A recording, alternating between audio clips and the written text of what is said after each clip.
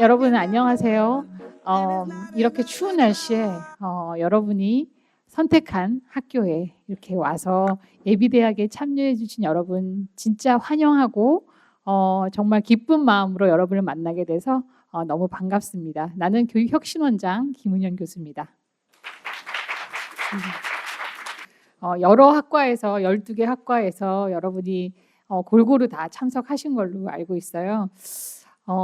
아까 잠깐 인사를 했지만 우리 총학이 그 OT 준비 진짜 열심히 하고 있거든요. 그래서 OT에도 여러분이 반드시 참석하셔서 선후배 또 교수님들과의 즐거운 만남을 가질 수 있었으면 좋겠다라는 생각이 들어요.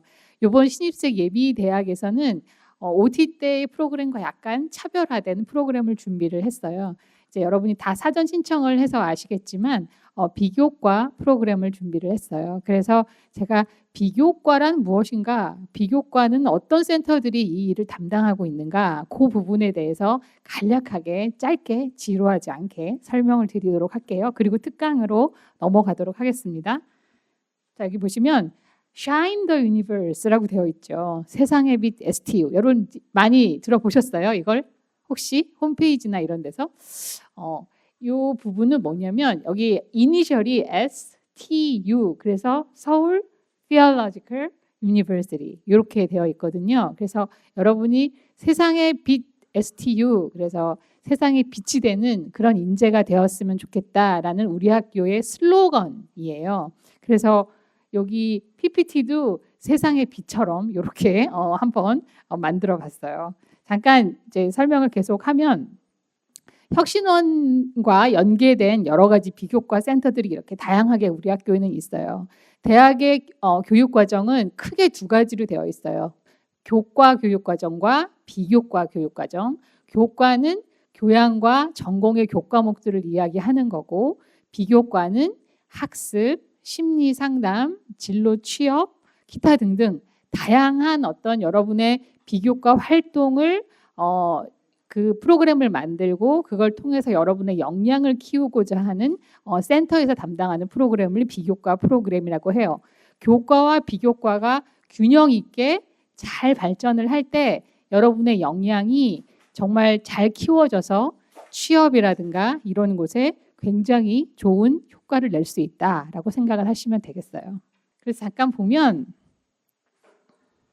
미래인재개발센터라는 곳이 있어요. 여기에서는 여러분이 미래 인재를 개발하기 위해서 여러분의 진로나 이런 취업이나 이런 것들을 준비할 수 있는 프로그램을 많이 운영을 하고 있어요. 그래서 진로 직무 스쿨이나 상담이나 잡 페스티벌 이런 것들이 이제 많이 여러분이 그런 기회를 잘 활용하면 좋을 것 같다라는 생각이 들고, 그다음에 두 번째는 교수학습개발센터라는 곳이 있어요. 여기서는 여러분의 학습 전략이라든지 학습 태도라든지 시간 관리라든지 이런 것들을 여러분이 잘 할 수 있도록 여러분한테 그런 다양한 프로그램을 지원하는 그런 센터이다라고 보면 될 것 같고,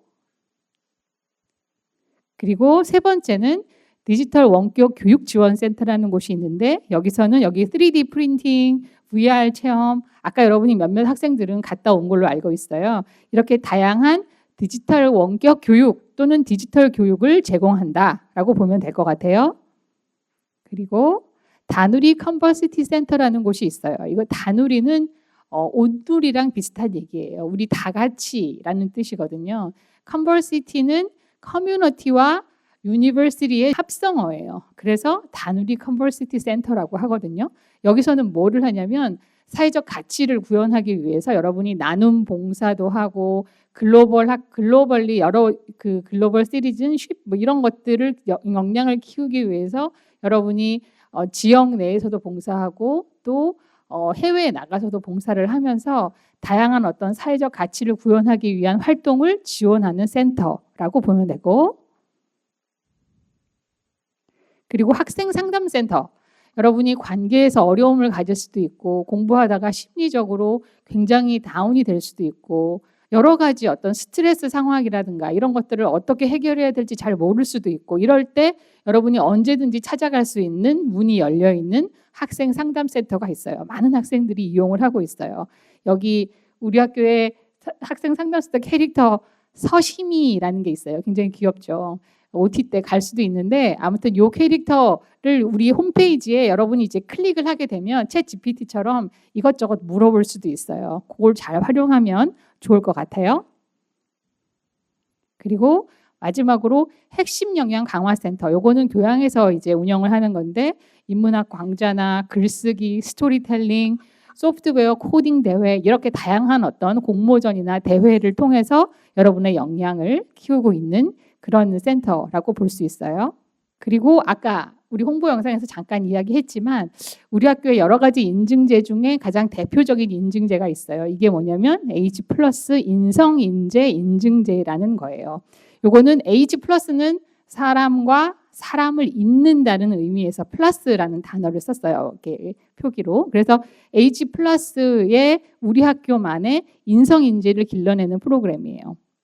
여기서는 보시면 인성인재란 무엇인가라는 이제 내용이 이제 궁금할 수도 있는데 기독교적 가치관에 기반해서 자기 관리 잘하고 자기가 뭘 잘하는지 뭘 못하는지 그런 것들을 잘 생각해서 자기를 소중하게 생각하면서 자기의 어떤 가치관이나 이런 것들을 재정립하는 그걸 통해서 관계도 좋은 관계를 설정하고 또 협력을 통해서 여러 가지 창조물도 만들어내고 변화도 초래하고 그리고 나서 결국은 사회에 공헌하는 인재를 기르고자 하는 것이 이 H+ 인성인재예요. 쉽게 얘기하면 그래서 이게 H+ 인성인재의 모델이에요. 그리고 어떻게 하면 그러면 이 인증제를 받을 수 있냐? 4학년 1학기까지 여러분이 1학년부터 4학년 1학기까지 교과목 11교과목, 11학점 그리고 비교과 11개, 11회라고 되어 있는데 11개 비교과 프로그램을 여러분이 이수를 하게 되고 평균 학점 B학점 이상이 되면 여러분이 무엇을 받을 수 있냐? 보시면 이렇게 장학금과 그리고 졸업할 때 총장 명의의 인증서가 나가요. 그러니까 여러분이 언제부터 이걸 신청해야 된다?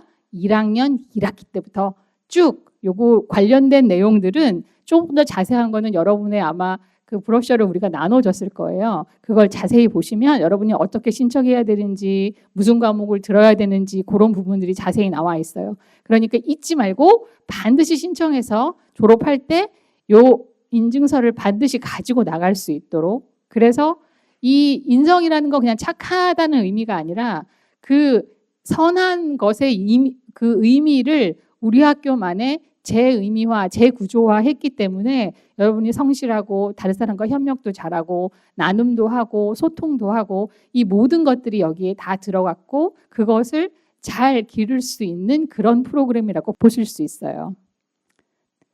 가이드북 제가 나눠드렸고 여기 보면 신청 방법도 있어요. 이름 종합 관리 시스템 통해서 신청을 하시면 돼요. 여기까지 이제 비교과 프로그램에 대해서 간략하게 소개를 드렸고 이제 특강을 할 텐데 특강은 다채로운 특강들이 있어요. 학습법에 관련 시간 관리에 대한 특강도 있고 스트레스를 관리하는 방법에 대한 특강도 있고 그 다음에 여러분이 소세션으로 들어가서 선택한 거를 들을 수 있는 특강도 있고 마지막으로는 KBS 아나운서의 특강이 여기 이제 준비되어 있어요. 여러분의 꿈을 응원하기 위한 그런 마지막 특강이에요.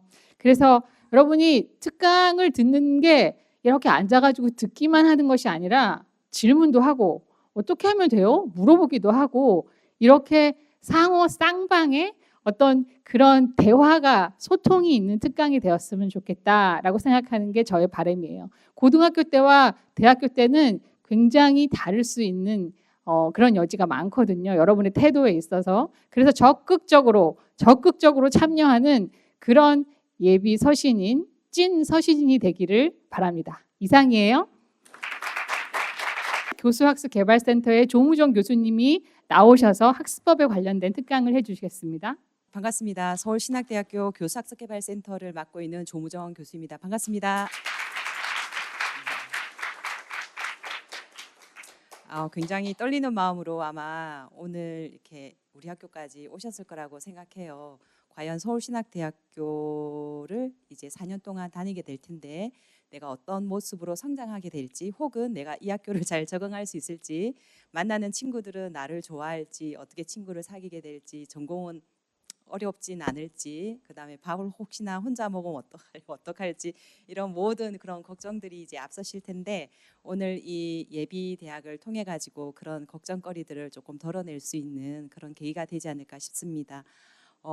우리 김은현 혁신 원장님께서 말씀해 주신 것처럼 교수학습개발센터라는 것이 고등학교 생활과는 조금 다르게 이런 센터가 있습니다. 여러분들께서 이 센터와 친하게 지내시면은 굉장히 장학금을 받을 수 있는 그런 근거리에 위치하게 된다라는 것을 먼저 좀 말씀드리고 싶고요. 성공적으로 오늘 대학 생활을 하기 위해서는 제가 두 가지 목표를 가지고 왔어요. 성공적인 대학 생활을 하기 위해서 왜 어떤 특징을 가지고 있는지 그 필요성에 대해서 일단은 먼저 한번 아셔야 되고요. 두 번째는 우리가 조금 더 구체적인 그런 대학생활 로드맵이라는 게 있는데 그 로드맵을 짜고 그 다음에 더 구체적으로 계획을 실행할 수 있는 그런 부분까지 어떤 맵이 있는지를 한번 소개해드리고 싶습니다. 자, 그러면은 성공적인 대학생활이라고 하는 것의 필요성을 알고 그 다음에 그 목표를 또 설정할 수 있고 이 두 가지 목표를 가지고 오늘 특강을 한번 진행을 해보도록 할게요. 그러면은 자, 성공적인 대학 생활을 하기 위해서 대학 생활의 특징을 이해하는 것이 굉장히 중요한데요. 성공적인 대학 생활의 특징은 뭐라고 생각하세요? 당연하죠. 예, 계속 한번 생각 한번 해주세요. 성공적인 대학 생활을 하려면 뭐가 필요한 것 같으세요? 미소요. 네, 미소가 필요하다라고. 굉장히 좋은 말이었어. 그럼 그 옆에 친구는 뭐가 필요한 것 같으세요? 아름다움. 네, 아름다움이 필요합니다. 네, 그럴 수 있어요. 자, 그래서 저는 여기 보면은 성공적인 대학 생활의 특징을 이해하는 것이 굉장히 중요한데 성공적인 대학 생활의 특징이 무엇이 있는지를 여쭤봤더니 미소도 필요하고 아름다움도 필요하다라고 그렇게 말씀을 해주셨어요. 아까 우리 서두에서도 말씀해 주셨는데 성공적인 대학 생활을 이제 하기 위해서는 대학 생활의 특징이 있어요. 고등학교 생활과는 조금 다르게 첫 번째는 여러분들의 전공이 있습니다. 여러분들이 사랑해서 선택을 했던 그렇지 않아서 선택했던지 간에 전공이 있어요. 그래서 전공이 있고 교양 수업이 있고 비교과 수업도 있고 그다음에 플러스 동아리 활동도 있습니다. 그다음에 수업을 듣는 것, 밥 먹는 것, 비교과 프로그램에 참여하는 것 이런 모든 것들이 다 대학 생활의 특징이라고 볼 수가 있습니다. 그렇다면 여기에서 보면은 대학 생활의 특징을 이해하는 것이 굉장히 중요하다라고 제가 이제 말씀을 드렸는데 왜 중요하냐면은 특징을 알아야지 내가 거기에 적응을 할 수가 있어요. 예, 잘 적응을 할 수가 있거든요. 그래서 적응을 할 때에는 내가 무엇을 어떤 것을 얼마만큼 노력을 해야 되는지도 가늠할 수가 있기 때문에 이 특징을 아는 것이 중요하다라는 것을 말씀드리고 싶고 그 다음에 세 번째는 내가 무엇을 해야 될지 알았다면 그 목표가 생기겠지요. 그 목표를 세울 때에도 굉장히 구체적으로 세울 때에 굉장히 실천이 잘 되고 내가 실천했구나라고 하는 것을 또 예측을 할 수 있고 얼마만큼 내가 실천을 했구나라는 것도 측정을 할 수가 있어요. 그래서 성공적인 대학 생활의 특징을 알면 알수록 이런 부분들이 잘 세워진다라는 것을 좀 말씀드리고 싶습니다. 그러면은 성공적인 대학 생활을 위해서 가장 필요한 게 아까 미소와 뭐 아름다움 이런 부분들을 말씀을 드렸는데 첫 번째는요. 여러분들이 뭐니 해도 자기 주도적인 그런 힘이에요. 예. 여기에 보면은 능동적인 태도, 적극성, 도전 이런 부분들이 고등학교와는 달리 굉장히 많이 요하게 돼요. 그래서 제가 여기 보면은 첫 번째는 여러분들이 해야 될 일이 있으세요. 이제 딱 3월 2일이 되면은 학교에 이제 등교를 해야 되잖아요. 절대 늦게 왔다고 담임 선생님이 전화하지 않아요. 그 누구도 전화하지 않습니다. 여러분들이 스스로 그 스케줄을 챙겨야 되는데요. 그래서 규칙적인 대학 생활의 책임은 오로지 여러분들의 몫이에요. 나의 몫이에요. 예. 그렇기 때문에 여러분들이 오늘 수업 들어가기 좀 싫네. 나 혼자 그러면 수업을 제껴야겠다 하고 제낄 수도 있어요. 네. 그리고 아무 말도 그 어느 누구도 말하지 않습니다. 그런데 한 번 제끼고 두 번 제끼면 그 다음에 학기 말에 오면 누가 올까요? 네, 학고가 날아와요. 학사 경고가 날아와요. 그래서 제가 이제 교사학습개발센터에 있다 보니까 전국에 있는 4년제 대학의 학사 경고 퍼센테이지 중에 50%를 차지하는 것이 바로 1학년 신입생들이었어요. 왜 50%가 다 학사 경고를 1학년들이 맞을까요? 대학 생활의 특징을 잘 모르고 과제나 이런 부분을 잘 안 챙겼기 때문에 자기도 모르게 그냥 학사 경고를 맞는 거예요. 그러면 우리 학교의 학사 경고는 4.5 만점에서 그 점수를 몇 점까지 이하일 때 학사 경고를 받을까요? 1점 네, 맞아요. 1.5. 1.5를 받으면은 학사 잘 알죠. 네, 네. 1.5. 학사 경고를 받으면은요. 저희를 만나게 돼요. 학사 경고를 받으시면은. 그래서 학사 경고를 받지 않는 방법이라든지 어떻게 하면 장학금을 받을 수 있고 어떻게 하면 뭐 이렇게 학습 역량을 키울 수 있는지 이런 부분들을 이제 저희들이랑 같이 러닝메이트로 그렇게 이제 하게 되는데요. 근데 그거 하기 전에 그게 안 받는 게 더 중요하겠죠. 그죠? 그렇기 위해서는 여러분들의 시간들을 여러분들의 삶들을 자기 주도적으로 계획을 세워 가지고 그렇게 이제 책임을 지셔야 된다. 그것이 오로지 나의 몫이다라는 거고요. 두 번째는 가장 우리 학생들이 힘들어하는 부분이 대인 관계예요. 너도 모르고 나도 처음 왔고 친구를 막 말을 걸어볼까 말까. 난 OT도 안 갔는데 벌써 쟤네들은 무리를 이룬 것 같아. 내가 저기에 끼일 수 있을까? 그런 고민을 맨 처음 합니다. 왜 그럴까요? 교수님도 그랬거든요. 3월 달에 얼마나 많이 고생을 했는지 몰라요. 그 그룹에 이렇게 젖어 들어간다는 게 되게 쉽지 않은 거였어요. 그냥 고등학교는 반이 정해지면은 너랑 나랑 같은 반 뭐 친구 이러면서 막 공부를 하게 되잖아요. 근데 대학교는 그렇지 않아요. 수강 신청하는 부분들도 공통 부분이 있지만 또 다른 교양은 또 다르게 신청하고 밥 먹을 때도 누구랑 먹지 고민하다 보면은 3, 4, 5 짝지어서 나가고 둘러보면 나 혼자 있고 나 혼자 가서 밥 먹게 되고 얼마나 쓸쓸한 삶이겠어요. 그죠? 그래서 여기에 보면은 폭넓어진 대인 관계는 스스로 노력하셔야 된다. 이거를 저는 꼭 가르쳐 드리고 싶어요.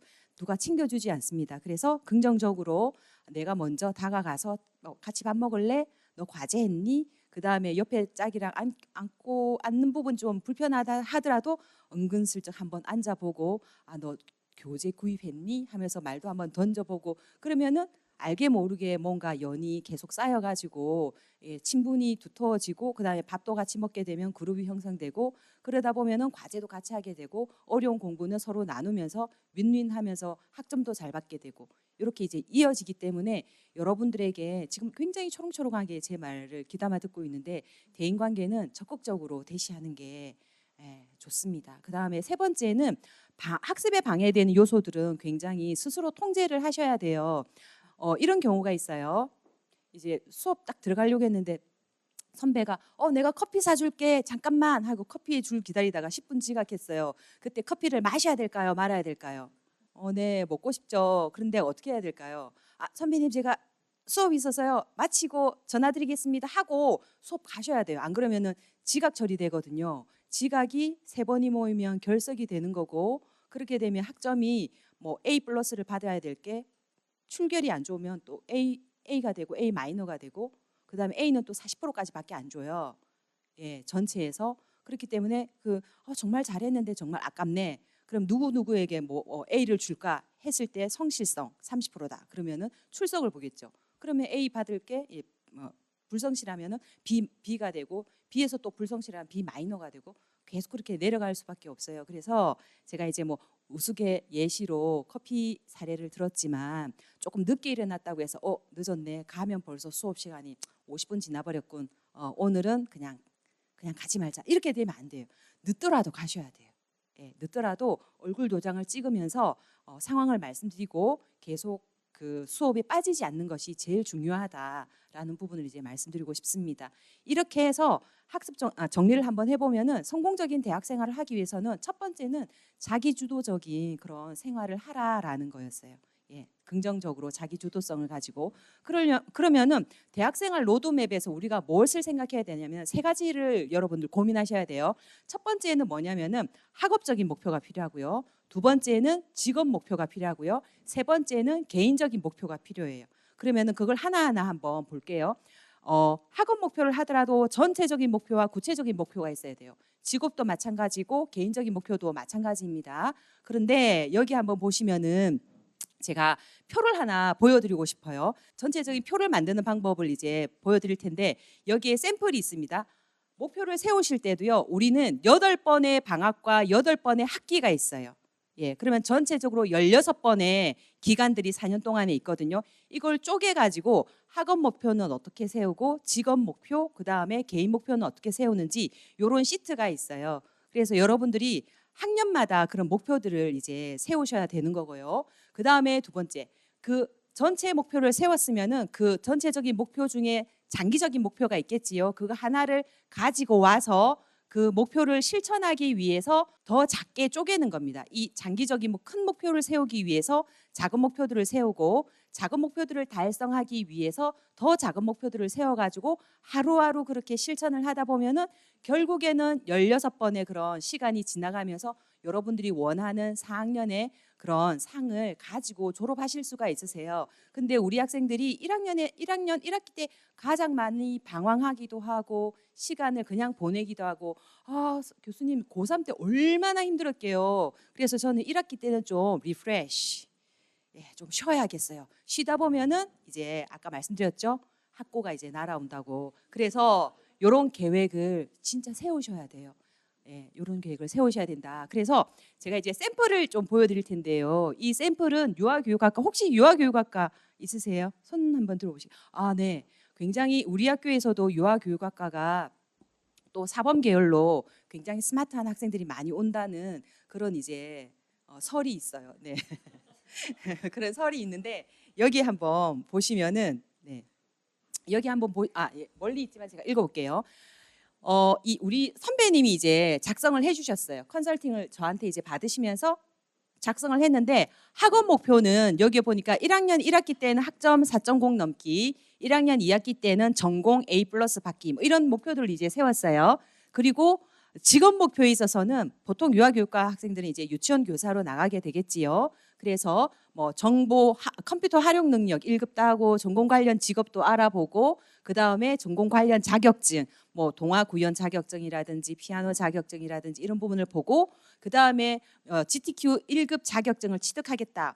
언제 취득하겠다 이런 계획을 세우고요. 그 다음에 개인적인 목표도 여기에 보면은 3학년 1학기 때 또 이렇게 크리스천 학교다 보니까 10편을 여기에 보면은 필사를 하겠다. 그 다음에 국외 여행을 다녀오겠다. 그 다음에 독서를 방학 동안에 4권 이상을 하겠다. 그 다음에 임용고시 강의를 선정을 해서 수강을 하겠다. 이런 목표들을 전체적으로 이렇게 이제 목표들을 이제 세웁니다. 그래서 여기에 보시면은 그래서 결국에는 4학년 2학기 겨울 방학 그러니까 뭐 6월 달쯤이겠죠. 그때 유치원에 근무를 하겠다. 이러면 최종 목표까지 세워가지고 4년에 걸쳐서 이렇게 진행을 하게 되는 이런 부분이 이제 샘플이 이제 있고요.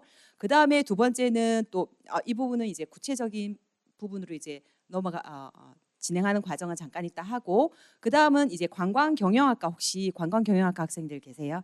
관광경영학과 네, 좋습니다. 관광경영학과 학생들은 선배님이 어떻게 맵을 짰는지 한번 살펴볼게요. 여기에 보면은 일단은 1학년 1학기 때 성적은 3.5 정도로 이제 목표를 설정했어요. 적은 기니까 3.5로 하신 것 같아요. 그 다음에 두 번째는 관광 관련 책 2권 이상 읽고 하루에 영어 단어를 30개 이상씩 암기하겠다. 왜? 관광 경영에서는 언어도 되게 중요하잖아요. 그죠? 가이드를 하려면. 그래서 이제 계속 언어 공부를 하겠다라는 거고 그다음에 이제 겨울 방학 때는 관광 관련 책 3권 이상을 읽고 또 뭐 영어 단어를 계속적으로 공부하겠다. 이런 목표들을 이제 가지고 있고요. 그다음에 직업 목표 같은 경우에는 항공 예약 실무 자격증을 따겠다. 라는 게 이제 2학년 1학기 때 있고 2학년 2학기 겨울 방학 때는 관광 관련 공모전을 한번 도전하겠다. 사실은 이제 다른 대학이나 기업체에서도 공모전이 되게 많아요. 전공 그 학과를 타겟으로 해서 그런 공모전을 통해 가지고 또 다시 역량을 기를 수가 있거든요. 그래서 직업적인 목표는 이렇게 잡으셨고요. 그 다음에 개인 목표 같은 경우에는 우리 선배님 같은 경우에는 겨울 방학 3학년 2학기 겨울 방학 때는 해외 여행을 이제 하겠다라는 부분. 그 다음에 4학년 1학기 때 이제 개인적인 목표는 전시회 문화생활을 1회 4번 이상 하고 느낀 점도 기록하고 그 다음에 여름 방학 때는 분야별로 책을 더 많이 이제 독서를 하고 그 다음에 4학년 2학기와 겨울 방학 때에는 영어 회화를 굉장히 능숙하게 해서 결국에는 그 관광이라고 하는 전공을 살려서 잡을 가질 수 있도록 하겠다라는 목표를 이제 가지고 있어요. 제가 이 시간에 제가 특강으로 요 말씀을 드리는 이유가 첫 단추가 사실은 중요합니다. 첫 단추를 어떻게 끼웠냐에 따라서 쭉 옷을 매무새를 굉장히 예쁘게 입을 수가 있는데 첫 단추를 이제 어긋나게 끼우잖아요. 계속 어긋나게 되는 거예요. 그래서 이 자리에 오신 70여 분의 신입생들 너무 정말 굉장히 뭐라고 해야 될까?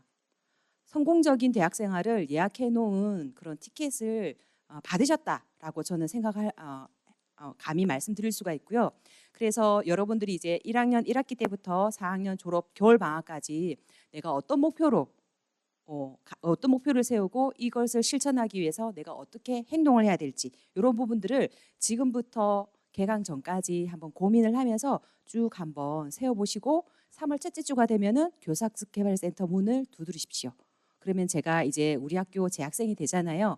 그러면은 여러분들에게 이 로드맵을 짤 수 있는 컨설팅을 제가 진행을 해드릴게요. 그래서 교사학습개발센터는 여러분들이 강점은 더욱 강하게, 약점 보완은 재빠르게 해서 진짜 미래에 필요한 그런 인재로 성장할 수 있도록 돕도록 하겠습니다. 제 강의는 여기까지고요. 질문 받을게요. 네. 공부 잘하는 방법. 굉장히 중요한 질문이었어요. 공부 잘하는 방법. 예, 저에게 주어진 시간이 딱 지금 7분 남았는데 7분을 다 쓰지는 않을 거고요. 대학에서 대학 생활을 할 때 공부 잘하는 방법은 첫 번째는요. 아까도 얘기했어요.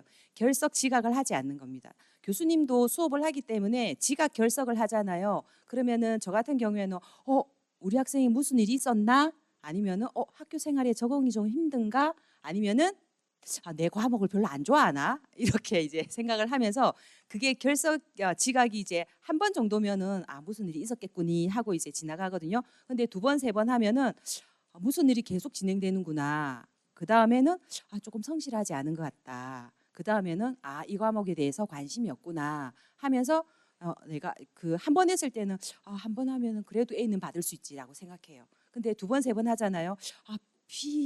B까지 갈 수 있을까? 안 되겠네 하면 전화를 해요. 더 이상 결석하면은 4번 결석하면 F 받거든요.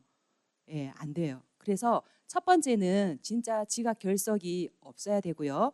두 번째는 뭘까요? 두 번째는 뭔 것 같으세요? 과제 제때 내기. 네, 맞아요. 과제를 제때 내야 돼요. 과제의 퀄리티를 떠나서 제때 내야지 마이너스 감점도 없고 마이너스 감점이 없는 과제라 하더라도 늦게 내잖아요. 그러면 교수님이 이 친구는 왜 늦게 내지? 그 과제를 하는 물리적인 시간이 딱 정해져 있는데 늦게 내잖아요. 그러면 더 많이 투입을 했잖아요. 그럼 퀄리티가 사실은 더 높아야 되거든요. 그러면은 형평성에 어긋나겠죠? 그러면은 그레이드가 또 다시 내려갈 수 있어요. 그래서 어쨌든 여러분들이 이제 전공 과목을 잘 하시려면은 지각 결석하지 말아야 되고 과제는 제때 내야 되고 과제를 잘 모르겠다고 하면은 계속 수업 시간마다 교수님께 질문을 하셔야 돼요. 예, 질문을 꼭 해야 돼요. 그래서 제가 한 게 맞습니까? 조금 작성하고 난 다음에 이렇게 가는 방향이 맞을까요? 계속 질문을 하잖아요. 그러면 교수님은 귀찮아 이렇게 생각하지 않아요. 절대. 내 과목을 너무 좋아하는구나. 예, 진짜로요. 질문을 하는 순간 생각하면서 내 수업을 들었구나. 이렇게 생각하세요. 그래서 보통 수업을 딱 마치고 나면은 질문하는 학생들이 한 4-5명씩 이렇게 줄을 서 있어요. 계속 질문하면 설명해주고 하면은 여러분들이 내가 별로 흥미롭지 않은 과목임에도 불구하고 저랑 이렇게 한마디 나누면서 대화의 끈을 연결했잖아요. 그게 의외로 과목에 또 집중하게 만들어요. 네. 그래서 이런 뜻으로 또 수업을 하신 거구나. 이해하면 이해할수록 그 이해 폭이 넓어지고 그 과목을 좋아하게 되고 좋아한 만큼 학점을 높게 받을 수가 있어요. 그 다음에는 뭐냐? 중간 기말고사예요. 중간 기말고사 때 교수님들이 케이스 바이 케이스예요. 사전에 중간고사는 이렇게 낼 거예요 라고 한 2주 전부터 시험 범위라든지 예상 문제라든지 이런 부분들을 뽑아주시는 교수님도 계시고 범위만 말씀해 주시는 분들도 계세요. 그런데요, 교수님들은 다 똑같으세요. 자기 수업에 집중해서 눈을 마주치면서 집중해서 듣는 친구들의 이름은 얘기를 하지 않아도 쓱 가면서 이름이 뭐더라 하면서 기억을 해놔요. 그리고 출석부에 저는 별표를 쳐놔요. 너무나도 모범적인 애야. 과제가 조금 좋게 나오잖아요. 그럼 얘는 A 그레이드에 넣을 수가 있겠고 이렇게 생각을 해놓는단 말이죠. 저의 생각을 다 드러내는 것 같아서 좀 그렇지만 대부분 또 그렇게 생각을 해놓으세요. 그래서 수업 시간에 교수님이 그 중간 기말에 대한 힌트를 안 주시는 분들은 수업 시간에 드려요. 수업 시간에 이 부분 중요하겠지. 여러분들의 생각이 담겨 있는 글이 굉장히 의미가 있을 것 같아. 이 부분은 만약에 이제 수업 시간에도 이 부분은 내가 중간고사에 좀 내고 싶은데 이런 멘트를 툭툭 던져요. 예, 그러면은 수업을 잘 듣고 있는 친구들은 별표를 쳐넣겠죠. 졸고 있는 친구들은 놓칠 거고 결석한 친구들도 놓칠 거고. 그래서 제가 맨 처음 1번으로 돌아가서 지각 결석하지 말라는 게 거기에 있어요. 예, 그냥 한순간 편하자고 가지 마시고 시간당 여러분들의 학비가 50원씩 탁탁 튕긴다라고 생각해 보세요. 얼마나 1초마다 50원씩 탁탁 얼마나 아까워요. 그죠? 그러니까 여러분들이 투자한 만큼 우리 캠퍼스에서 그렇게 지식과 그런 경험들을 역량들을 쌓고 나가시면 좋겠고요. 그리고 전공만 너무 파지 마세요. 직장 생활을 하다 보면 전공 말고도 파야 될 게 더 많아요. 대인관계도 파야 되고 그다음에 컴퓨터 능력도 파야 되고 뭐 이런 게 많으니까 여러분들이 적절하게 밸런스를 유지하셔가지고 그런 학습 역량들을 키워주시고 혼자 하기 힘드시면은 어디를 놓고 하라고 했죠? 아시겠죠? 큰 소리로 해볼까요? 시작! 교수학습 개발센터. 네, 교수학습 개발센터에서 여러분들을 또 뵙도록 하겠습니다. 감사합니다. 잘 들으셨죠? 어떻게 하면 학점 관리를 잘할 수 있는지, 어떻게 하면 공부를 잘할 수 있는지 명심하고 그리고 반드시 도움을 받기도 하는데 결국은 활용을 하는 거예요. 그러니까 자신의 것을 더 향상시키기 위해서 어떤 도움을, 어떤 활용을 내가 받아야 하는가를 생각해서 자기 주도적으로 그것을 찾아가는 거 필요하다. 그 이야기를 재밌게 잘 해주셨습니다. 두 번째 강의는 스트레스 관리법을 통한 내 마음 강화하기라는 제목으로 마음아 심리상담센터의 센터장으로 계시는 김정숙 센터장님이 강연을 해주시도록 하겠습니다. 네, 반갑습니다. 그래서 방금 소개받은 마음아 심리상담센터 대표 김정숙입니다. 신입생이라고 부르면 되나요? 어떻게 호칭을 어떻게 하면 되나요? 신입생? 아, 네. 저는 이제 제 소개를 했고 혹시 옆에 계신 우리 신입생 학우님들은 서로 그 인면식이 있으신 분들인가요? 옆에 앉으신 분들 없으시죠? 그러면 옆에 계신 분하고 지금 인사를 잠깐 나눌게요. 어떻게 인사냐면은 만나서 반갑습니다. 우리 FM 있죠? 만나서 반갑습니다 하고 난 다음에 저는 무슨 동에서 온 네. 자기 이름 얘기하시면 돼요. 저는 무슨 동에서 온 저는 소사동에서 온 김정숙입니다 하고 난 다음에 인사를 어떻게 하냐면은 우리 많은 스킨십은 조금 위험할 수 있기 때문에 손가락 끝으로 이렇게 한번 콕 찍어주시면 됩니다. 서로 이렇게 ET처럼 이렇게. 그래서 학생 회장님이세요? 잠깐 나와주세요. 네, 실습을 한번 해볼게요. 네, 만나서 반갑습니다. 잠깐 만나서 반갑습니다. 만나서 반갑습니다. 네, 저는 소사동에서 온 김정숙입니다. 저는 선부동에서 온 이모세라고 합니다. 반갑습니다. 손가락 꽁 이렇게 하시면 됩니다. 어렵지 않죠? 자, 옆에 계신 분들하고 서로 인사하시고 나는 뒤에 분들하고도 하고 싶다면 하셔도 돼요. 자, 시작. 다 인사하셨나요? 네네. 자, 여러분 들어오실 때에 정서 스캔 그 시트지를 받으셨을 거예요. 그 시트지를 지금 한번 체크를 해보시겠어요? 나의 지금의 정서 상태. 지금 나의 정서 상태. 마이너스 3점부터 3점까지 있을 겁니다. 그럼 간단하게 체크하시면 돼요. 못 받으신 분들 뒤에 우리 스텝 선생님들한테 요청하시면 주실 거예요. 잠깐 자신의 스트레스를 한번 테스트를 해보겠습니다. 내가 현재 너무 극심한 스트레스 때문에 지금 견디기가 너무 힘들다. 그리고 나 지금 폭발 직전이다. 나 너무 힘들어서 도움이 필요하다가 10점. 나 지금 뇌가 해맑은 상태예요. 아무 걱정이 없어요. 나 지금 아주 평온한 상태가 0점입니다. 그러면 본인의 현재 스트레스 상태를 점수로 한번 해보는 겁니다. 나 중간이에요 하면 5점. 아니면 나 지금 굉장히 힘들어요 하면 뭐 7점, 8점, 9점, 뭐 10점일 수도 있겠죠. 그래서 마음속으로 본인의 스트레스 점수를 한번 매겨보시기 바랍니다. 자, 하셨죠? 한번 손을 한번 들어볼게요. 지금 나의 스트레스 점수는 5점입니다. 5점 이상. 손 번쩍. 5점 이상 손 번쩍. 오케이. 5점 이상 한 분 조금 더 높이 들어주실래요? 네. 한 분, 두 분, 세 분, 네 분, 5분. 네. 5분. 나 5점 이상, 7점 이상.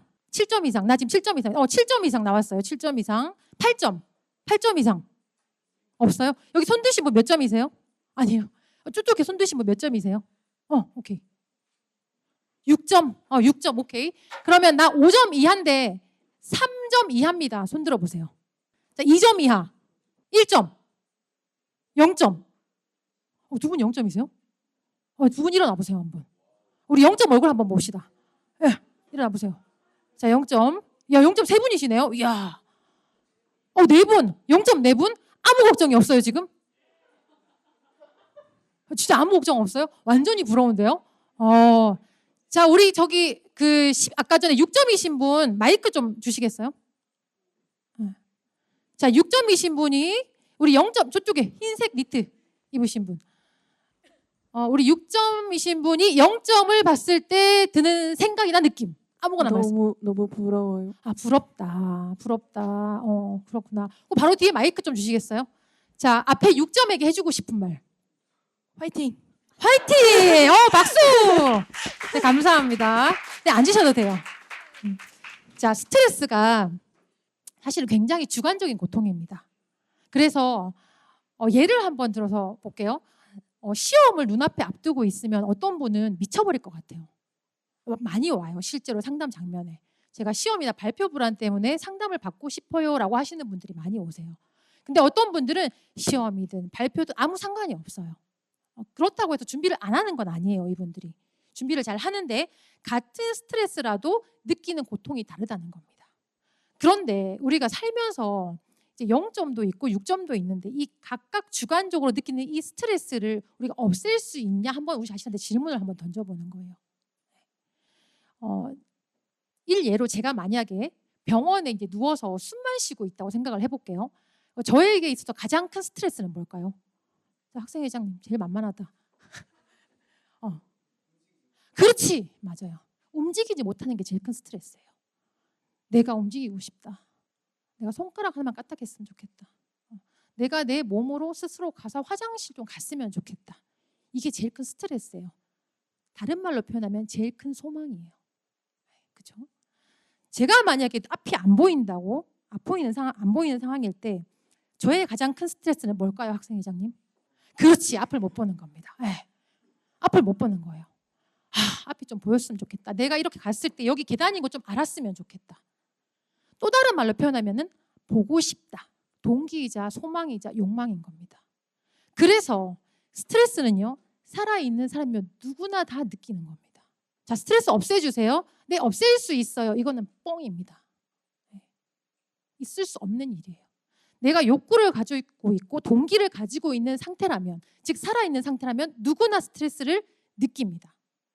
또 받을 수밖에 없고, 또 지금까지 우리 21, 20살, 19, 18 여기 많이 계실 거예요. 내가 지금까지 18년 살아왔더니 19년 살아왔더니 스트레스가 없어지던가요? 산을 넘고 물을 건너니 더 큰 산이 기다리고 있어요. 그렇죠? 그래서 우리가 스트레스를 없애려고 노력할수록 그 스트레스는 나 자신한테 더 크게 다가온다는 것입니다. 자, 그러면 제 소개는 스킵할게요. 자, 앞에서 그 스트레스 정서 이제 테스트를 하셨고, 그 뒤쪽에는 이제 이 수업 마지막에, 강의 마지막에 한번 테스트를 해볼 거예요. 자, 스트레스 정의에 대해서 지금 2가지가 나왔어요. 정의는 유스트레스와 디스트레스라고 이렇게 구분을 합니다. 사실 요즘은 이렇게 잘 구분하지 않습니다. 예전에 이렇게 스트레스를 구분을 했는데, 이렇게 구분을 한 이유 중에 하나는 뭐냐면은 우리가 스트레스라는 것을 전반적으로 나쁘다고 인식을 하는데 그렇지 않다는 걸 이야기하는 거예요. 스트레스 받으면 신체 반응이 반드시 나타나요. 어떻게 나타나냐면은 제가 여기서 문 밖에서 기다리는데 심장이 두근두근 거리는 거예요. 그렇죠? 네. 내가 과연 여러분들에게 어떤 정말 강의를 잘할 수 있을까? 이런 스트레스 받겠죠. 심장이 두근두근 거리고 손발이 차가워지고 땀을 흘리거나 혹은 발표 전에 학생분들 중에는 이 과민성 대장 증후군 때문에 화장실에 왔다 갔다 하시는 분 굉장히 많아요. 그런데 내가 받는 스트레스가 좋은 일에 느끼는 유스트레스이든 그 다음에 내가 평상시에 일상적으로 경험하는 불편과 괴로움을 주는 디스트레스이든 상관없이 신체 반응은 똑같다는 거예요. 자율신경계라는 것이 자극이 되면서 내가 심장이 두근거리고 손발에 땀이 나고 손이 차가워지고 위경련이 일어나고 자꾸 화장실에 가고 싶고 이런 것들은 좋은 스트레스든 나쁜 스트레스든 똑같은 신체 반응이 나타난다는 겁니다. 그렇기 때문에 내가 여기서 번지 점프를 하려고 기다리고 있을 때에도 심장이 두근두근거리고 손발이 차갑고 어떡하지? 내가 그토록 바라던 나의 이상형을 내일 만나게 됐어. 그때도 내가 심장이 두근두근거리고 그렇지 내일은 스킨십을 반드시 할 거야. 이렇게 생각할 때도 심장이 두근두근거리는 거예요. 그런데 문제는 뭐냐면 해석의 문제예요. 어떤 친구는 심장이 두근두근 거리는 것을 설렌다, 괜찮다, 해보자 이렇게 생각하는 분들이 계신 반면에 어떤 분은 나 이제 죽을 것 같아, 어떡하지? 나 심장 두근거리는데? 나 이렇게 있다가 심장이 터져버릴 것 같아 라고 생각하시는 분이 있어요. 이 반응이 무슨 반응이에요? 공황 반응이에요. 나 여기서 숨 못 쉬고 여기서 죽을 것 같다. 자, 그러면 우리가 마음을 바꾸는 게 쉬울까요? 아니면 몸을 바꾸는 게 쉬울까요? 자, 스트레스 0점. 어떤 게 쉬울 것 같으세요? 마음을 바꾸는 게 쉬울 것 같다. 역시 0점이에요. 역시 0점. 그러니까 0점이니까 스트레스가 없는 분이니까 그만큼 마음 컨트롤 잘 하신다는 거예요. 그죠? 그런데 일반적으로 우울하신 분들이나 아니면 스트레스 많이 받아서 번아웃 오신 분들한테 정신 차리세요. 기운 내세요. 그렇게 사시면 안 돼요. 라고 얘기하면 이분들이 업이 될까요? 안 될까요? 안 돼요. 왜? 쉽지 않아요. 그래서 우리는 반대로 접근을 해요. 몸을 릴렉스하는 방법을 통해서 스트레스를 통제하는 방향으로 갑니다. 자, 그러면 이 대학생들이 겪을 수 있는 스트레스 어떤 게 있는가? 물론 학업 부담이 있죠. 앞에 우리 교수님께서 성공적인 대학 생활을 위해서 그리고 우리가 F라는 총을 맞지 않기 위해서 정말 열심히 정말 좋은 강의를 해주셨어요. 근데 이제 그만큼 학업 부담이 생깁니다. 그다음에 시험과 프로젝트, 학업 성취, 대인관계, 그다음에 금전적인 문제 굉장히 커요. 그래서 자신의 용돈을 벌어 쓰기 위해서 아르바이트도 해야 되고 학비도 돼야 되는 분들도 있어요. 사회적 기대, 주변에서는 어떻게 할래? 앞으로 뭐 먹고 살래? 어떤 직장 나갈래? 이렇게 이제 자꾸 고민거리를 던져주죠. 웃고 계시네요, 앞에 선배님들. 자, 미래에 대한 불안 등이 큰 스트레스로 다가와요. 근데 이제 이 스트레스라는 게 공식이 있어요. 자, 드디어 나왔습니다. 스트레스 공식. 1차 스트레스 더하기 2차 스트레스가 총 스트레스다. 다시 말하면 우리가 겪는 전체 큰 총 고통의 양은 1차 고통 더하기 2차 고통, 즉 1차 스트레스에서 오는 고통 더하기 2차 스트레스에서 오는 고통이다라는 거예요. 그러면은 자, 1차 고통은 뭘까요? 자, 내가 스트레스를 받으니 세상의 모든 시험은 사라져라 뿅 하면 사라질까요? 안 사라지죠. 네. 내가 경제적으로 우리 집안이 어느 정도 부유하면 다행인데 그렇지 않고 경제적으로 좀 힘든 가정 환경에서 자랐다. 한 번에 좋아질 수 없어요. 그렇죠? 내가 성격이 내향적이에요. 자, 적극적으로 능동적으로 해야 됩니다 하는데 나는 죽어도 적극적으로 능동적으로 안 돼요. 성향이 그러면 힘들어요.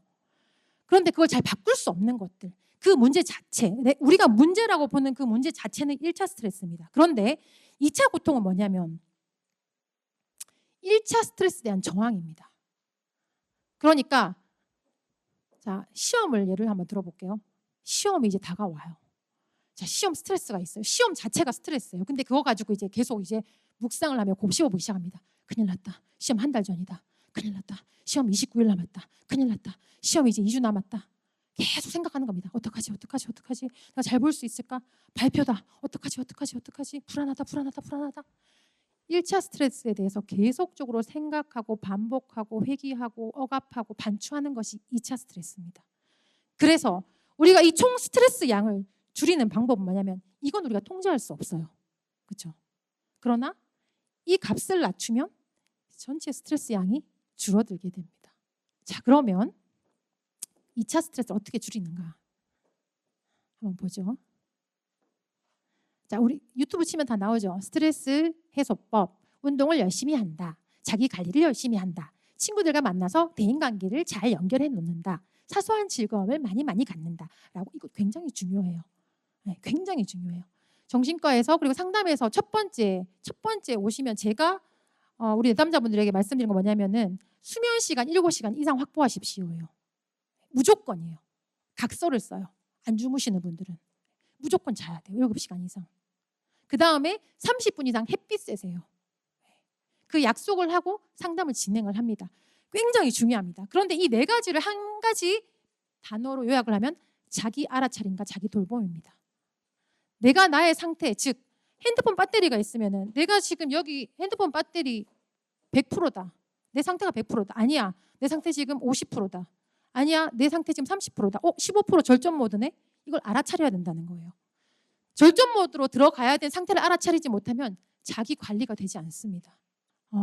그래서 어떻게 하면 이제 이런 자기 관리를 할 수 있는가에 대해서 제가 20분 강의이기 때문에 빨리빨리 넘어갈게요. 방법 중에 한 가지는 뭐냐면은 우리 마음이 방이라고 한번 생각을 해볼게요. 이 방에 건강한 마음과 불건강한 마음이 같이 들어 있습니다. 근데 우리가 스트레스를 많이 받으면 어때요? 이 불건강한 마음이 불쾌한 감정과 고통이 커져가는 거죠. 그래서 이게 점점 부풀어지면서 건강한 마음들이 축소되고 있습니다. 자, 그런데 우리 흰곰 실험이라는 거 혹시 들어보셨을 거예요. 자, 방 안에 실험실 안에 사람들을 모아놓고 자, 지금부터 이 TV 안에 있는 화면 나갑니다. 여기서 흰곰 보지 마세요. 그럼 어떻게 해요? 죽으라고 흰곰만 봐요. 사람들이. 무슨 말이냐면은 자, 스트레스 받지 마세요. 이제 지금부터 그 스트레스 아니에요. 극복하셔야 돼요. 그러면 스트레스만 본다는 겁니다. 그래서 우리는 불건강한 마음, 그 스트레스에 집중하는 것이 아니라 반대로 건강한 마음에 집중을 하는 겁니다. 건강한 마음에 집중하게 되면 자연스럽게 불건강한 마음이 줄어들 수밖에 없어요. 우리의 마음의 공간은 한정돼 있기 때문에. 자, 요 연습을 우리가 지금 한번 해보도록 하겠습니다. 이 연습은 이제 여러 가지 방법으로 진행이 될 수 있지만 지금 잠시 지금 하시던 것들을 좀 내려놓고 불편하신 분들은 살짝 눈을 뜨셔도 되고요. 난 눈 감아도 상관없어요 하시는 분들은 눈을 감으셔도 되고요. 그리고 들숨에 하나라고 속으로 말씀을 하시면 돼요. 하나 하고 내쉴 때 약간 소리를 내시면서 이렇게 하시면 됩니다. 자, 지금부터 살짝 좀 눈을 감으시고 편안하게 긴장을 좀 푸시고 잠깐 눈을 좀 감아 볼게요. 천천히 한번 눈을 떠보시겠습니다.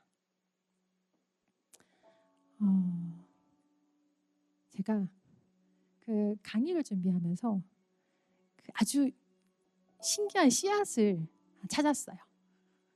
이 씨앗은 뭐냐면 이게 씨앗인 것 같으세요? 이게 손이에요. 이게 손이고 이게 손톱이에요. 근데 씨앗이 이렇게 생겼어요. 이 씨앗이 이제 떨어지면 잠시만요. 이 씨앗이 땅에 딱 떨어져요. 그럼 이렇게 누워 있잖아요. 여기가 무거워가지고 탁 떨어지면 이렇게 누워 있어요. 이렇게 누워 있다가 한참을 누워 있다가 이렇게 비가 오잖아요. 비가 오면은 얘가 땅에서 이렇게 일어납니다. 이렇게 여기가 무거우니까 이렇게 일어나는데 쫙 일어나서 어떻게 되냐면요. 이렇게 풀어집니다. 위에가 까베기처럼. 그래서 나사가 박히듯이 밑으로 쫙 박히는 거예요. 그런데 얼마나 밑에까지 박히냐면은 과학자들이 살펴보니까 씨앗이 제일 잘 자랄 수 있는 깊이 처음에 심겨졌을 때 그 깊이가 1.5cm래요. 근데 얘가 기가 막히게 1.5cm만 들어가요. 여러분들이 지금 이제 어떻게 여기까지 오게 됐든 어떤 과정을 통해서 여기까지 오게 됐든 상관없습니다. 우리의 과거는 어디에 있어요? 기억 속에만 있어요. 이제 다 같은 출발선상에 있습니다. 괜찮습니다. 못해도 괜찮고 못해 왔어도 괜찮아요. 이제 다시 다 똑같은 출발선상에 있어요. 여러분들이 끝까지 자신의 소망을 버리지 않고 자기의 목표를 버리지 않고 마음에 간직하고 노력하고 기다리면 비가 올 때 그때는 반드시 바닥이 심기어지고 꽃이 피고 열매를 맺을 그날이 반드시 다가옵니다. 제가 확신하고 제가 확답을 드립니다. 여러분들 지치지 마시고 기대하시고 그리고 서울신학대학교에서 입학하셔서 자신의 꿈을 끝까지 펼치는 우리 신입생 여러분들 되시기 바랍니다. 감사합니다. 자, 여기 중간에 계신 분을 조금 주목해서 봐주세요. 중간에 계신 분을 아시겠죠? 이분은 김진웅 아나운서이시고 서울대학교 성악과 나오시고 현재 KBS 아나운서로 근무하고 계시고 스포츠 캐스터 상을 2023년에 수상을 하셨습니다. 그리고 지금 하고 있는 프로그램은 뭐 영화가 좋다, 생생정보, 그리고 해볼 만한 아침 등등 다양한 프로그램을 이제 진행을 하고 있는 아나운서입니다. 자, 김진웅 아나운서 제가 소개할 때 박수로 맞아주세요. 김진웅 아나운서님. 네, 여러분 안녕하세요. 오늘 그 특강으로 초대가 된 KBS 아나운서 김진웅입니다. 반갑습니다. 일단 여기 계신 분들이 다들 새내기라서 그런지 또 신입생 분들이라서 그런지 저야말로 뭔가 특강의 강연자로 왔지만 오히려 되게 좋은 기운을 받아가는 것 같아요. 사실 어떻게 보면 저를 만나는 게 여러분들이 약간의 뭐 이런 말씀 드리기 좀 민망합니다. 흑화될 수도 있는 게 뭐냐면 제가 좀 기운이 그렇게 좋은 사람은 아니었던 것 같아요. 대학도 삼수했죠. 뭐 KBS 들어가기 전까지 뭐 한 지상파 시험을 한 8번인가 뭐 떨어졌어 가지고 좀 인고해서를 많이 겪었는데 부디 여러분들은 신입생 또 이 대학 생활을 정말 만끽하면서 온전히 누리면서 정말 좋은 추억 많이 쌓아서 여러분들이 이루는 그런 모든 꿈을 응원하기 위해서 제가 이 자리에 왔습니다. 예. 저에 대한 또 이렇게 소개까지 이렇게 잘 해주셔서 너무 감사드리고 오늘 그 강의 주제에 대해서 그럼 지금부터 한번 얘기를 해보도록 하겠습니다. 사실 제목을 Impossible Dream이라고 지었어요. 이게 일단은 그 아까 소개를 잘 해주셨지만 간략하게 그 저에 대해서 잠깐 소개를 해드리자면 현재 KBS 7번에서 아침 7시부터 9시까지 방송이 되고 있는 해볼 만한 아침이라는 프로그램에 나오고 있고요. 근데 2월 1일자로 폐지가 됩니다. 예. 2월 1일자로 폐지가 되지만 아마 저는 아직 뭐 그러니까 단언코 얘기를 할 수는 없지만 아마 좀 저녁 시간대로 좀 이동을 하지 않을까. 예, 그래서 좀 더 많은 시청자분들을 만날 수 있지 않을까 하고 있고요. 그 다음에 이번 주 토요일부터 그 걸어서 세계 속으로 그 내레이터가 바뀌는데 예, 제가 이제 그 걸어서 세계 속으로라는 프로그램을 맡게 됐습니다. 이게 공교롭게도 서울신학대학교 이 새내기 분들을 만난다라는 소식이 전해지고 나서 이틀 뒤에 이 그 걸어서 세계 속으로 PD님한테 전화가 와서 진웅 씨, 그 KBS 나가기 전까지, 그러니까 KBS 정년퇴직하기 전까지 앞으로 나랑 끝까지 걸어서 세계 속으로 합시다. 물론 저 그 말을 믿지는 않지만 네, 그런 연락을 받았습니다. 여러분께 일단 감사드리겠습니다. 저에게 좋은 기운을 주신 것 같습니다.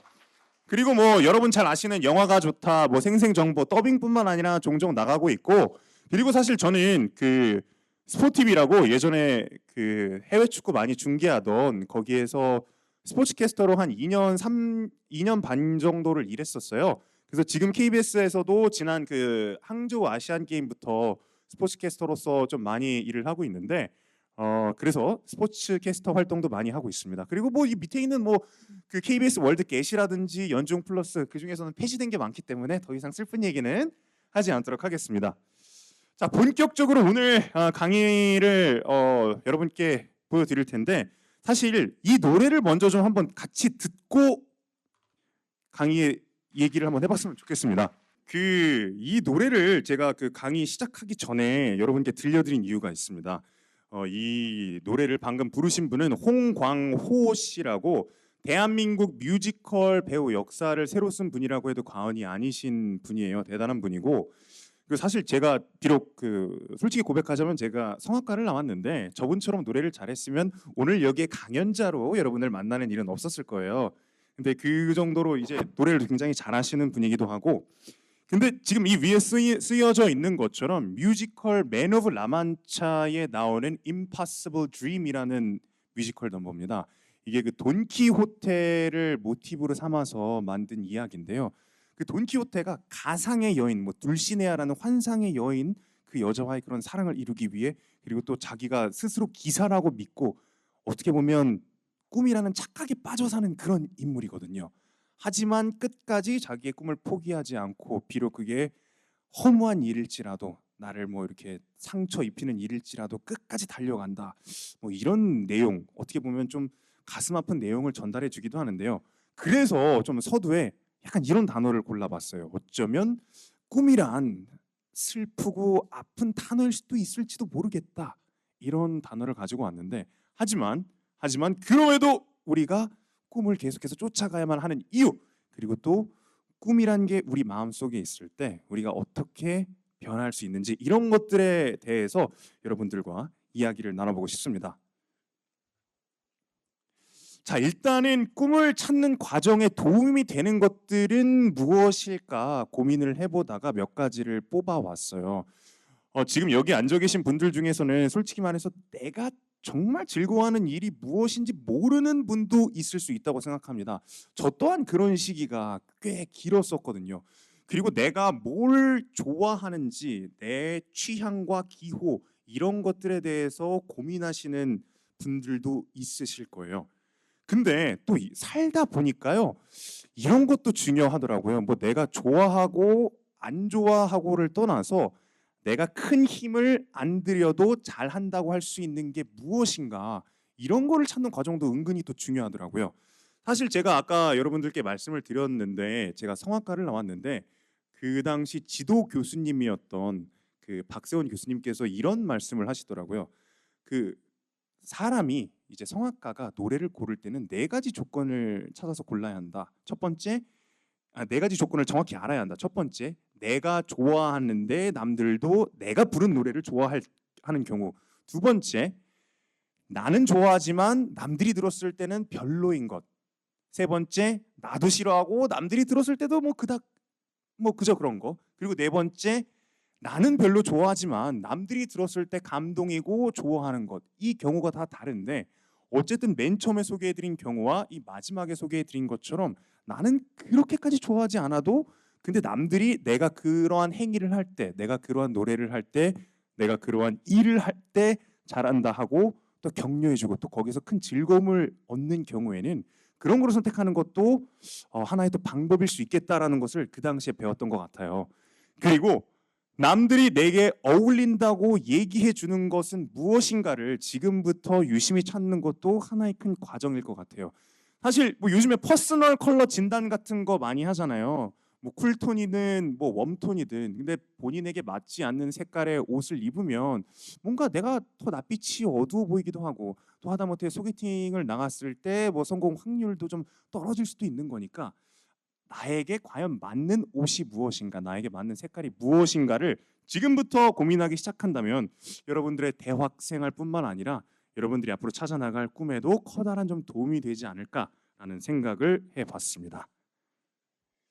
일단은 여러분들에게 뭐 여러 가지 뭐 꿈에 대한 이야기를 하기 전에, 저라는 사람이 비록 저는 솔직히 말해서 오늘 좀 강연자로 쓰기에는 좀 부족한 부분이 많지 않나라는 생각도 들지만, 그래도 저라는 사람이 어떠한 여정을 겪어왔는지에 대해서 좀 간략하게 소개를 해드릴까 합니다. 사실 저는 아나운서라는 꿈을 꿨던 적은 없었던 것 같아요. 솔직히 말해서 뭐 초등학교, 중학교 때는 저 이제 열심히 이제 교회 다니고 이래서 그 당시에 뭐 교회 같은데 성경 공부 같은 거 하면 슈바이처 같은 뭐 훌륭한 사람이 돼야지, 뭐 약간 이런 또 교회 공각 공부 선생님들의 말씀을 들었던 기억도 나는데, 근데 어쩌다 보니 사실 저는 중학교 때 이 락 밴드에 심취하게 됐었어요. 락 밴드에 심취를 해서 락커가 되고 싶었는데, 당연히 또 이제 등짝 스매싱 강이 또 이제 집에서는 나왔죠. 그래서 이제 부모님께 커다란 또 이제 혼을 나기도 하고 그랬었지만, 그래도 부모님께 간절히 졸랐어요. 어머니, 나 진짜 정말 락커가 되고 싶은데 보컬 레슨을 좀 받게 해주세요.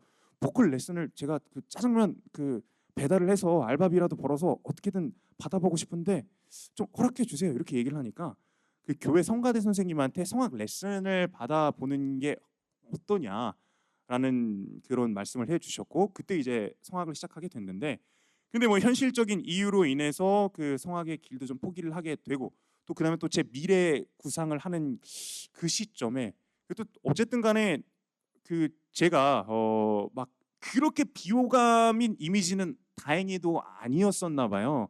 대학교 생활하는 내내 뭐 동료들이라든지 아니면 선배들이라든지 종종 아나운서 같은 거 한번 해보면 어쩌냐 이런 조언을 은근히 받게 됐었는데, 그때부터 우연히 조금씩 이러한 길도 있겠구나 라는 생각이 들어서 한번 어쩌면 내가 다른 길에 도전해 볼 수도 있겠다라는 게 이제 시발점이 됐던 거였죠. 그리고 사실 이제 아나운서를 시작할 때만 하더라도 저는 이제 아나운서라는 직업이 뭐 뉴스 앵커를 하는 사람도 있고 MC를 보는 사람도 있고 스포츠 캐스터를 하는 사람들도 있고 되게 다양한 역할을 많이 하게 되는데, 그 당시만 하더라도 저는 그 무조건 다 뉴스 하는 사람만 아나운서인 줄 알았어요. 정말 아나운서에 대한 개념이 1도 없었던 거였죠. 그래서 그 손석희 선배님 같은 분을 보면서 나도 이렇게 뉴스와 시사를 전문적으로 다루는 그런 아나운서 혹은 앵커가 되겠다라고 생각을 했었는데, 제가 막 준비하던 무렵에 그 전현무라는 초특급 괴물이 나타납니다. 예, 그래서 그분을 보면서 제가 좀 생각이 많이 바뀌었어요. 전현무 선배님을 보면서 저렇게 사람들한테 되게 즐거움을 주는 것도 이 아나운서가 할 수 있는 역할이겠구나. 그리고 나서 또 알게 된 게 또 이제 김성주 선배님이 그 당시 이제 제가 막 준비하고 한 몇 년 있을 때 슈퍼스타 K였나?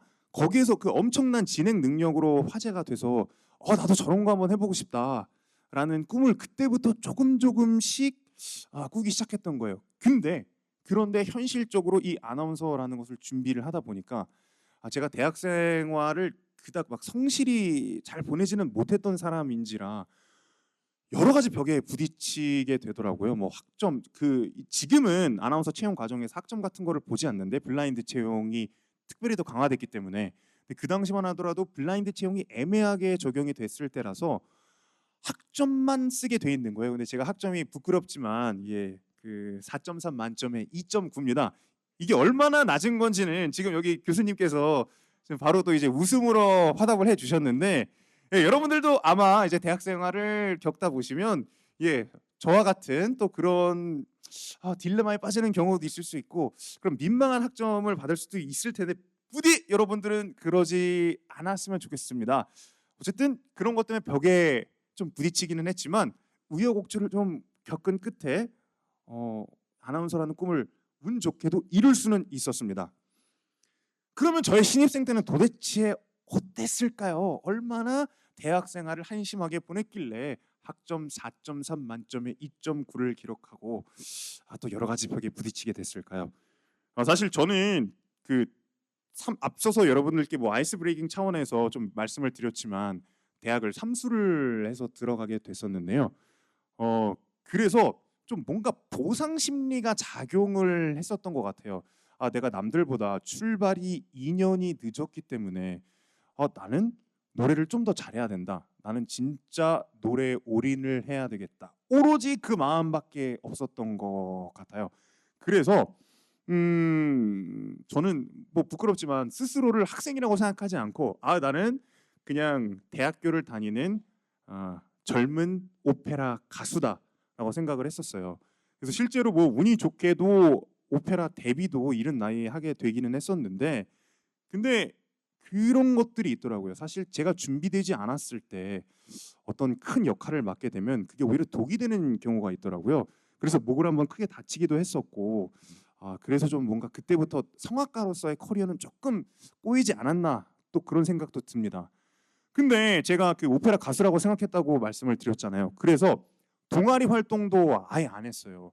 사실 저는 여러분들께 꼭 오늘 이 자리를 빌려서 강조하고 싶은 게 있다면 부디 여러분들은 여러분들의 대학 생활을 온전하게 그리고 또 완연하게 누리기 위해서는 정말 다양한 활동을 했으면 좋겠습니다. 동아리 활동도 많이 했으면 좋겠고 대외 활동도 많이 했으면 좋겠는데 그 이야기는 잠시 뒤에 조금 더 이어갈게요. 그리고 저는 연애도 못했습니다. 사실 그 대학교 1학년 때 뭐 소개팅을 나가기는 했어도 나는 또 오페라 가수기 때문에 지금은 노래에 좀 더 집중해야지라는 또 말도 안 되는 그런 생각을 하면서 뭔가 스스로에게 대한 그런 벽을 되게 많이 쳤던 것 같기도 해요. 사실 그게 저를 올가매는 건 줄도 모르고 말이죠. 그리고 술, 담배, 뭐 게임 이런 거 전혀 안 했습니다. 그렇다고 막 제가 막 남들이랑 막 또 이렇게 연애도 못 하는데 뭔가 좀 이런 생각할 수 있잖아요. 그러면 저 사람은 도대체 어디에서 낙을 얻을 수 있을까? 그래서 사실 뭐 이제 대학생 처음 되면은 뭐 여러 가지 상황에 놓이게 되는데 지금 놓여져 있는 이런 것들을 전혀 하지 않았어요. 근데 그렇다고 제가 굉장히 범생이었느냐? 그것도 아니었습니다. 학점 뭐 2.9면은 사실 굉장히 많은 것을 제가 증명해냈다고 생각합니다. 왜냐하면 그 정도 학점이라면 뭐 이제 F라든지 D가 몇 개씩 한 학기에 섞여 있어야만 받을 수 있는 놀라운 학점이거든요. 사실 막 그 노래에 집중하느라 뭐 수업을 열심히 듣지도 않았고 그리고 제가 좀 유독 좀 유별날 때가 사실 그 당시만 해도 있었는데 왜냐면 늘 초조했던 것 같아요. 약간 내가 좀 출발이 늦었으니까. 그래서 초조한 마음에 그 목 관리를 한다고 친구랑 둘이 일본 여행을 갔는데 말을 한 마디도 안 했어요. 그래서 제가 어느 정도였냐면 그 제 제일 친한 친구 이름이 효준이라는 친구가 있는데 그 친구 그러니까 그 실기 시험을 앞두고 일본 여행을 갔는데 제가 이렇게 선언을 합니다. 친구야, 나 목 관리를 해야 되니까 지금부터 휘파람으로 대화할게. 응이면 이렇게 얘기를 하고 아니면 그리고 몰라면 이런 식으로 그 희대의 망언을 퍼붓고 그 친구가 뭐 지금 비록 결혼도 하고 심지어 이제 곧 출산 이제 아내가 출산에 임박해 있는데 지금도 그렇게 뭔가 저한테 화나는 일이 있으면 그 한 15년 전 정도의 일을 아직도 꺼내면서 제가 욕을 지금도 많이 먹고 있습니다. 그래서 저는 아마 굉장히 오래오래 살 수 있을 것 같아요. 제 친구 덕분에 제가 또 이렇게 친구를 아주 좀 실망을 시켰기 때문에 그런데도요 여러분 제가 저렇게 노래를 열심히 하고 정말로 나름대로 나 진짜 열심히 살아야지 내 꿈을 이뤄야지 저렇게 꼴값을 떨었는데 뭐 학점 뭐 여러분께 공개했죠. 또 실기 성적 이제 여기 또 아까 실용음악과 또 학생들 분들도 계시다고 지금 제가 아까 확인을 했는데 이게 뭐 다 등수도 나오게 되거든요. 결국에는 등수도 나오고 보통 이제 A부터 시작해가지고 저희는 뭐 A 마이너스, 뭐 B 플러스 정말 노래를 못해서 도저히 들어줄 수가 없다 이러면 이제 B 제로까지 나오게 되는데 제가 대학 다니는 동안 B 제로를 한 2번인가 받았습니다. 예, 그렇게 좀 열심히 살아는 거에 비해서 이런 거는 없어서 부디 여러분들은 저와 같은 신입 생활을 혹은 또 저와 같은 대학 생활을 안 했으면 좋겠다는 바람으로 오늘 좀 이 강의에 임하게 됐고요. 그래서 저는 여러분들의 신입 생활에 대해서 몇 가지 좀 얘기를 하고 싶은 게 있는데요. 지금 이 그림을 보면 이게 예전에 그 펜싱 그 금메달 딸 때의 순간인데 이게 언제였더라? 자카르타 팔렘방 아시안 게임이었는지 그때 구본길 선수가 의심하지 마.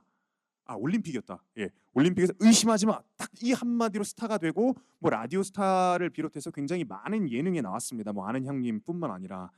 근데요, 사실 신입 생활이라는 게 여러분들 지금 여기 앉아 계신 분들 중에서는 뭐 이미 뭐 재수를 했던 분들도 있으실지도 모르고 그리고 또 뭐 다른 대학을 경험하고 다시 뭐 새로운 도전을 하기 위해 이 자리에 앉아 계신 분들도 있을 수도 있을 거예요. 하지만 어쨌든간 이 자리에 앉아 있는 것 그 자체만으로도 여러분들은 새로운 시작을 앞두고 있는 사람들이잖아요. 비록 뭔가를 경험해서 이 자리에 왔지만 하지만 여러분이 경험했던 것과 전혀 다른 세계가 펼쳐질 수도 있기 때문에 어쩌면 여러분의 신입 생활은 좌충우돌일 수도 있다고 생각을 합니다. 그리고 사실 이 대학 생활이라는 그런 현실 자체가 뭐 솔직히 막 여러분들 그런 생각하셨을 거 아니에요. 뭐 고등학교 때, 중학교 때 나 빨리 진짜 어른 되면은 나 더 이상 이제 우리 엄마 잔소리도 안 듣고 진짜 이제 기숙사에 살면서 이제 뭐 친구들도 만나고 연애도 하고 이제 뭐 더 이상 뭐 공부는 이제 뭐 조금 소홀히 해도 되고 막 이런 기대를 품고 있는 분들도 있을 것 같은데 근데 또 막상 시험 기간이 닥쳐 오거나 아니면 또 뭔가 과제를 처리하거나 하면은 차라리 고등학교 때 공부하던 게 편했다 이런 생각이 들 때도 종종 있을 겁니다. 그리고요 또 워낙에 또 뭔가를 강렬하게 열망하다 보면 또 뭔가를 내가 진짜 빨리 이 수험 생활을 벗어나야지라는 그런 생각에 사로잡히다 보면 뭔가를 이뤘을 때 뭔가 또 새로운 출발을 하게 됐을 때 의외로 이거 왜 이렇게 좀 허무하지? 이거 왜 이렇게 내가 생각했던 것과 좀 다르지? 왜 뭔가 좀 설레지 않지? 이런 생각이 들 수도 있어요. 하지만 그런 것조차도 여러분들이 조금이나마 성장하고 있다는 과정이고 또 꿈으로 나아가고 있다는 과정이니까 너무 개의치는 않았으면 좋겠습니다. 그리고요, 사실 또 대학 생활을 하다 보면 좌절을 굉장히 많이 하게 됩니다. 왜냐하면 저도 뭐 대학교 신입생 때는 연애를 못했지만 대학교 4년 내내 딱 한 번 연애를 했었는데 그 당시에는 가스라이팅이라는 단어가 존재하지 않았어요. 근데 제가 좀 약간 바보 같은 그런 게 있어가지고 그 당시에 가스라이팅을 굉장히 심하게 당해서 1년 반 동안 연애를 했는데 너무나 큰 상처를 받아가지고 한 그 후로 한 2, 3년을 연애를 못했던 적이 있을 만큼 그렇게 커다란 시련을 겪기도 했었고, 그리고 또 그런 말씀을 잠깐 드렸었잖아요. 저는 진짜 그 꿈 하나만 바라보고 오직 노래만을 위해서 살았다고 자부할 수도 있었는데, 그리고 또 대학 생활 끝까지. 근데 이게 현실의 벽, 그리고 또 나에게 맞지 않는 옷, 그다음에 또 내 재능의 한계, 그리고 또 세상이 지금 이 시대가 요구하는 그런 캐릭터와 그게 안 맞다는 것을 깨닫는 순간 굉장히 좀 커다란 좌절을 느끼게 되더라고요. 그리고 또 여기 계신 분들 중에서는 뭐 주위의 환경적인 요인에 있어서 내가 빨리 정말 성공해서 우리 부모님께 호강시켜 드리고 효도해야지. 나는 우리 집안에서 뭐 외동이기 때문에 우리 부모님을 께 즐거움을 드리려면 내가 뭐 정말 좋은 직장에 취직을 하고 내가 정말 돈을 많이 벌어서 우리 부모님께 즐거움을 드려야지. 뭐 이런 거에 너무 사로잡혀 있는 분들도 혹시나 계실까봐 말씀을 드립니다. 사실 제가 그랬거든요. 지금 약간 얘기한 게 사실 저의 사례였기 때문에 부디 그런 좀 뭔가 여러분들 압박하는 무엇인가가 있다면 그런 거에서 조금만 좀 벗어나기를 요청을 드리겠고요. 그럼에도 불구하고 저는 여러분들께서 지금 방금 약간 말씀을 드렸지만 새로운 환경에 마치 흐르는 강물에 그저 떠 있는 것처럼 몸을 한 번쯤은 맡겨봐도 좋을 것 같습니다. 왜냐하면 당연히도 뭐 비단 대학생활뿐만 아니라 신입생활뿐만 아니라 살다 보면 저는 지금 아나운서가 되고 나서도 또 뭐 여러 가지 뭐 방송을 하면서도 늘 이렇게 시행착오를 굉장히 많이 겪게 되더라고요. 지금 이제 갖고 온 그림은 지금 사실 여기 계신 분들은 어쩌면 잘 모르실 수도 있는 배우인데, 여러분 혹시 브래드 피트는 잘 아시나요? 예, 다행입니다. 그렇게까지 엄청나게 여러분과 제가 세대 차이는 안 나는 것 같아요. 다행히도. 예, 이 브래드 피트라는 배우가 정말 진짜 미남인 배우고, 이게 흐르는 강물처럼이라는 영화에서도 이제 낚시꾼으로 나오는데 좀 자유분방한 캐릭터로 나왔었던 것 같거든요. 그래서 이 그림을 가져와 봤고요.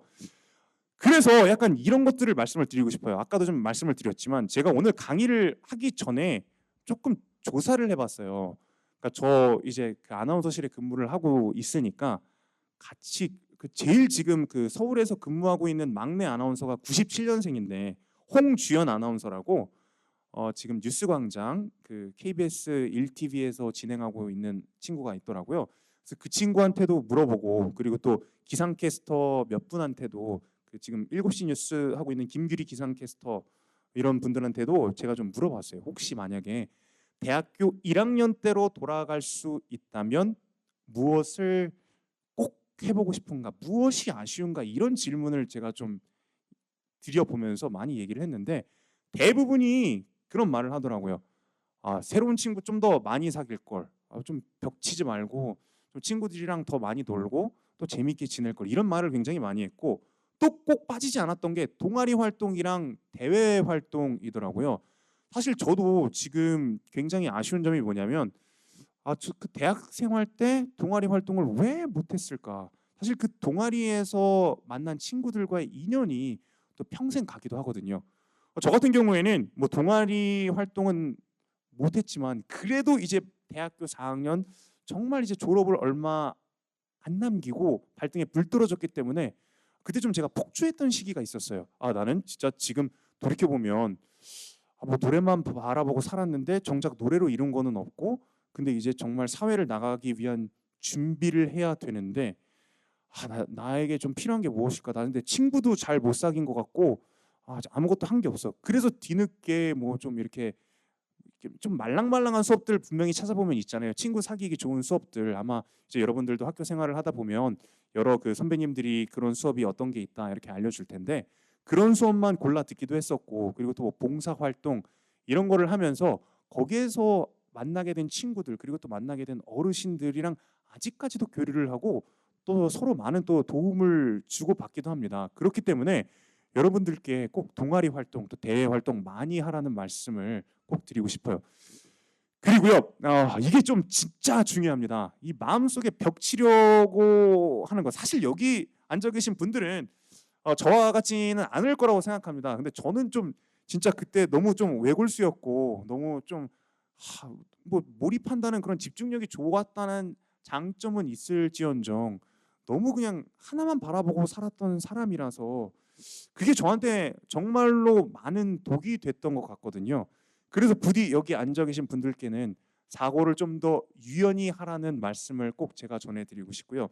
정말 뭐 다양한 경험 다 해보면서 많이 실패도 해보고, 그리고 또 이게 생각이라는 게요. 그 자기가 믿었던 가치관 같은 경우에도 그 학년이 바뀌면서, 그리고 또 나의 그런 이상향이 바뀌면서, 그리고 또 내가 만나는 사람, 또 내가 연애 상대로 만나는 사람, 이런 사람들을 통해서 종종 완전히 바뀌기도 합니다. 실제로 저도 그 저의 좀 이런 그 이상향이라든지 뭐 이런 것들이 또 많은 사람들을 보고 또 그 사람들이랑 대화를 하면서 바뀌었기 때문에 여러분들도 너무 좀 틀에만 갇혀 있지 말고 또 마음속에 벽 치지 말고 다양한 사람들 많이 만나면서 또 대화도 많이 나누고 그렇게 좀 성장해 나가는 모습을 보였으면 좋겠습니다.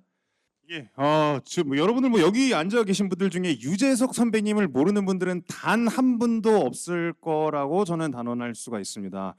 근데 이 영상을 저도 약간 동기부여 차원에서 저도 종종 보기는 해요. 사실 지금 그 마지막에 그 나왔던 그 인터뷰 같은 약간 토크쇼 같은 그 장면은 어디서 나왔냐면, 예전에 무한도전이 거의 종영하기 한 1, 2년 전쯤에 이제 토크쇼를 이제 그 많은 팬분들을 모시고 한 적이 있었습니다. 이제 그 당시에 이제 유재석 선배님이 말씀을 하셨던 부분이었고, 근데 똑같은 말을 다시 한번 하게 되는데 그게 언제냐면, 예전에 그 놀면 뭐하니가 맨 처음에 초반에 부침이 있던 시절이 있었어요. 이제 김태호 PD가 MBC에서 그런 걸 만들었는데, 아니 지금 뭘 하고 있는 거냐, 무한도전에 정말 뭐 미음자도 못 따라간다, 이런 그런 비판이 굉장히 많이 나오던 시기였고, 그리고 그 당시에 유재석도 결국 좀 이렇게 하락세가 있구나, 안 되는 것도 있구나라는 기사가 나오던 시점이었는데, 근데 그 기사가 나오고 나서 얼마 되지 않아서 뭐가 나오냐면, 그 합정역 5번 출구, 여러분 기억하시는지 모르겠습니다만 유재석이 그 트로트에 도전을 해서 그걸로 MBC에서 연예 그 신인상을 받아요. 이제 일종의 그냥 해프닝처럼 받고, 그리고 그 다음에 놀면 뭐하니로 다시 한번 대상을 받고, 또 뭐 최근에는 뭐 백상예술대상, 뭐 작년이었나 재작년에 대상이라는 영예를 안게 되면서 역시 유재석은 대단하다, 뭐 이런 말이 다시 나오게 되는데, 그때도 유재석 선배님이 인터뷰로 말씀하셨던 게 그 본인의 간절함, 이런 것들을 다 잃게 된다면 신께서 지금 내게 주신 그 모든 것을 빼앗을지라도 나는 원망하지 않겠다라는 그런 마음가짐을 보여줬던 영상이었습니다. 사실 근데 저는 그렇게 생각해요. 물론 여기 있는 여러분들 모두에게 얼른 꿈을 찾아라, 꿈을 만들었으면 그 꿈을 위해서 열심히 나아가라, 이렇게 강요하는 것도 물론 안 좋은 일일 수 있지만, 그래도 여기 앉아 계신 분들 중에서는 이미 꿈이 있으신 분들도 있을 거고, 이미 내가 그리는 이상적인 가족의 모습이라든지 내가 이루고 싶은 목표, 혹은 내가 행복을 느끼는 부분을 이미 알고 계신 분들도 있을 거라고 생각해요. 근데 그 아무리 사소한 거라고 할지라도 저는 그게 작은 별들이 있는 것처럼 여러분들의 조그마한 꿈이라고 생각을 하거든요. 그런데 그 꿈을 이루기 위해서는 여러분들 마음속에 꼭 이 간절함이라는 키워드가 늘 베이스로 좀 깔려 있어야 되는 게 아닌가라는 조언을 조심스럽게 전달해 드리고 싶습니다.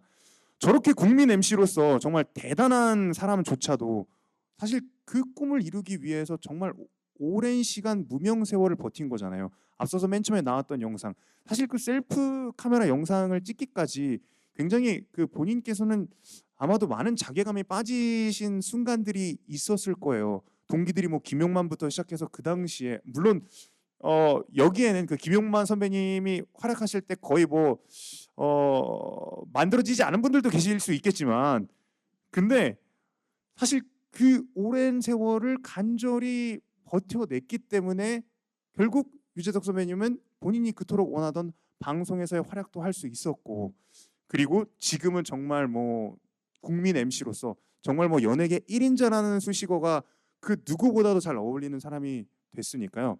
여러분 마음속에 그 간절함을 반드시 잃지 않기를 바라는 마음으로 이 영상을 준비를 해봤고, 그런데요, 간절함만 있다고 해서 사실 또 이 꿈이라는 게 이루어지는 게 아니잖아요. 또 지금 유재석 선배님처럼 그 인고의 시간을 겪어내면서 꿈을 이룬 사람이 또 한 명 있어서 이 사람을 좀 소개해드리고자 합니다. 대기만성이라는 키워드를 갖고 와봤는데요. 일단은 이 영상도 함께 보고 설명을 이어가도록 하겠습니다. 지금 여기 뽑은 키워드 대기만성이라는 것, 뭐 아까 말씀드렸던 유재석 선배님도 물론 해당하는 키워드이겠지만 그 키워드에 가장 걸맞은 스타가 바로 이 선수가 아닐까 생각이 돼서 여러분들께 이 사례를 가져왔어요. 왜냐하면 사실 흔히 그런 생각을 하잖아요. 예체능은 결국 재능이다. 이런 말 되게 뭐 많이들 얘기를 하는 경우가 있습니다. 물론 뭐 이제 뭐 앞서서 뭐 개그맨 같은 경우에 뭐 진짜 막 빵 뜨는 키워드가 있는 경우 갑자기 좀 이렇게 많은 인기를 얻을 수 있지만, 스포츠 스타 같은 경우에는 분명히 또 본인이 최대한 활약할 수 있는 나이의 제한도 있을 뿐더러, 그리고 또 본인이 갖고 있는 타고난 센스라든지 근력이라든지 뭐 스피드 이런 것들이 굉장히 중요하기 때문에 이게 그 언제 내가 꽃을 피우느냐 그 시점을 아는 것도 대단히 중요한데, 사실 이 당시에 이게 얼마나 화제가 많이 됐었냐면 이 레스터 시티라는 구단 자체가 그러니까 우리나라로 치면 K리그 2부 리그에 해당하는 구단이었어요. 근데 그 구단을 1부 리그로 이 제이미 바디라는 선수로 인해서 승격이 되고, 그리고 2부 리그에서 올라온 팀이 세상에 프리미어 리그를 우승하게 되는 그런 동화와 같은 이야기가 펼쳐지게 되는 겁니다. 근데 이 선수의 양력이 굉장히 특이한 게 뭐냐면, 이 선수는 실제로 뭐 어릴 적부터 뭐 엘리트 축구 교육을 받은 선수가 아니었고 실제로 노동자였어요. 노동과 축구를 병행하면서 6부 리그부터 시작해가지고 프리미어리그 득점왕에 올랐고 현재도 활약을 하고 있습니다. 물론 현재는 이 레스터 시티라는 팀이 다시 좀 전력이 약화돼서 2부 리그로 강등되기는 했습니다만, 이게 진짜 축구 역사상에서 정말 펼쳐지기 어려운 그런 역사적인 순간이었는데, 제이미 바디라는 사례가 정말 대기만성이라는 그런 키워드, 그리고 또 꿈을 포기하지 않는다면 어떠한 악조건 속이라도, 그리고 또 어떠한 환경과 상황 속이라도 극복할 수 있고 또 이뤄낼 수 있다라는 것을 방증하는 사례가 아닐까 싶기도 하고요. 앞서서 제가 이제 강의 여기 오기 전에 또 키움 히어로즈 팬분을 한 분 만났는데, 제가 실제로 입사 때 한 말이 뭐였냐면, 입사 저희도 이제 아나운서 시험을 보잖아요. 이제 뭐 이거는 다른 팁일 수도 있는데, 나중에 여러분들이 어디 뭐 인턴 활동을 지원하게 된다거나 뭐 아니면은 무슨 뭐 장학 뭐 이런 재단에서 뭐 인터뷰를 하게 되면 되도록이면 답변은 구체적이고 좀 실용적으로 대답하는 게 좋은데, 그때 좀 뭔가 이목을 끌 수 있는 이야기를 한두 개 첨언하면 더 좋습니다. 근데 제가 이 말씀을 왜 드리냐면, 그때 제가 그런 식으로 말씀을 드렸어요. 마지막으로 자네가 할 말이 있으면 해보게라고 해서 이런 말씀을 했습니다. 스포츠를 보면서 또 스포츠를 중계하면서 많은 것들을 느꼈고 배웠습니다. 그런데요, 스포츠를 보다 보니 6부 리그에서 득점왕까지 올라갔던 동화 속 주인공 제이미 바디, 신고 선수 출신으로 200안타를 치면서 KBO 리그 MVP에 올랐던 서건창의 사례를 보며 많은 자극을 받고 도전을 받습니다. 그래서 저도 그 선수들처럼 한 경기 한 경기, 한 타석 한 타석의 절실함과 간절함을 결코 잃지 않고 또 새로운 역사를 써보고 싶습니다. 이렇게 얘기를 했더니 조금 이제 그 눈빛이 흔들리는 게 느껴져서 어쩌면 나 운이 좋으면 이번에 될 수도 있겠다라는 생각이 들었었거든요. 근데 정말 이렇게 사실 말도 안 되는 이야기들이, 그런 동화에서만 펼쳐질 것 같은 이야기들이 실제로 일어난다는 점을 여러분들이 꼭 알아주셨으면 좋겠습니다. 비단 뭐 운동선수뿐만 아니라 여기 또 이제 뭐 신학도를 또 지망하시는 분들이 있을 수 있으니 좀 말씀을 드리자면, 이제 성경에서도 그 다니엘이라든지 요셉이라든지 그런 사람들 정말 뭐 사실 우리나라로 치면 그 재상의 위치까지 올라간 대단한 사람, 뭐 지금으로 치자면 뭐 한 국무총리 정도 되겠죠. 그 정도까지 높게 높게 올라간 사람들인데 그 사람들 억울한 일 많이 당했고 하지만 끊임없이 본인의 가치를 포기하지 않고 또 인고의 시간들을 견뎌냈던 사람들이잖아요. 그만큼 어쩌면 여러분들 앞에 조금 어려운 일들이 펼쳐질 수도 있지만 앞서서 뭐 유재석 선배님의 사례도 그렇고 지금 소개해드렸던 제이미 바디라든지 또 서건창이라든지 사실 그리고 또 여기 그 아마 잘 아시겠지만 그 메이저리그까지 진출했던 김현수 선수라는 선수도 신고 선수 출신이에요. 이게 신고 선수가 뭐냐면 그러니까 정식 선수로 등록하기에는 이 선수에게 뭔가 문제가 있거나 아니면 이 선수의 능력이 모자라다고 판단돼서 그러니까 전력의 자원으로 분류를 하고 그리고 이 선수가 좀 트레이닝을 받거나 좀 이렇게 왜냐하면 신고 선수는 2군 선수도 아니거든요. 이렇게 좀 그 선수를 전문적으로 육성할 수 있게 해주는 제도를 신고 선수라고 하는데 사실 신고 선수 출신이 메이저리그에 간다. 이것도 정말 동화 같은 이야기잖아요. 하지만 그런 사례들이 있다는 것을 여러분들이 꼭 알아주셨으면 좋겠습니다.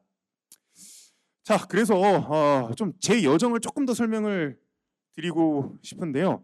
사실 뭐 아까도 잠깐 우스갯소리로 얘기를 했지만 저는 이제 언젠가 아나운서라는 꿈이 생기고 나서부터 대단히 좀 그 많은 방황을 했던 것 같습니다. 물론 그 앞서서 여기 소개를 해주실 때 뭐 저는 뭐 부산 MBC도 있었고 스포티비도 있었고 이런 게 지금은 제 양력이 됐지만 저는 그 직장에 있는 동안에도 나는 그 KBS 아나운서가 되고 싶기 때문에 끊임없이 제 스스로 지망생이라고 생각을 했었던 것 같아요. 한 번도 뭐 내가 그냥 현직 아나운서다 이런 생각을 잘 못했던 것 같고 그래서 근데 이제 또 공교롭게도 그런 데에서 일을 하면서도 계속 시험을 보는데 탈락할 때마다 이게 또 그 나이에 대한 압박이 저한테 찾아오더라고요.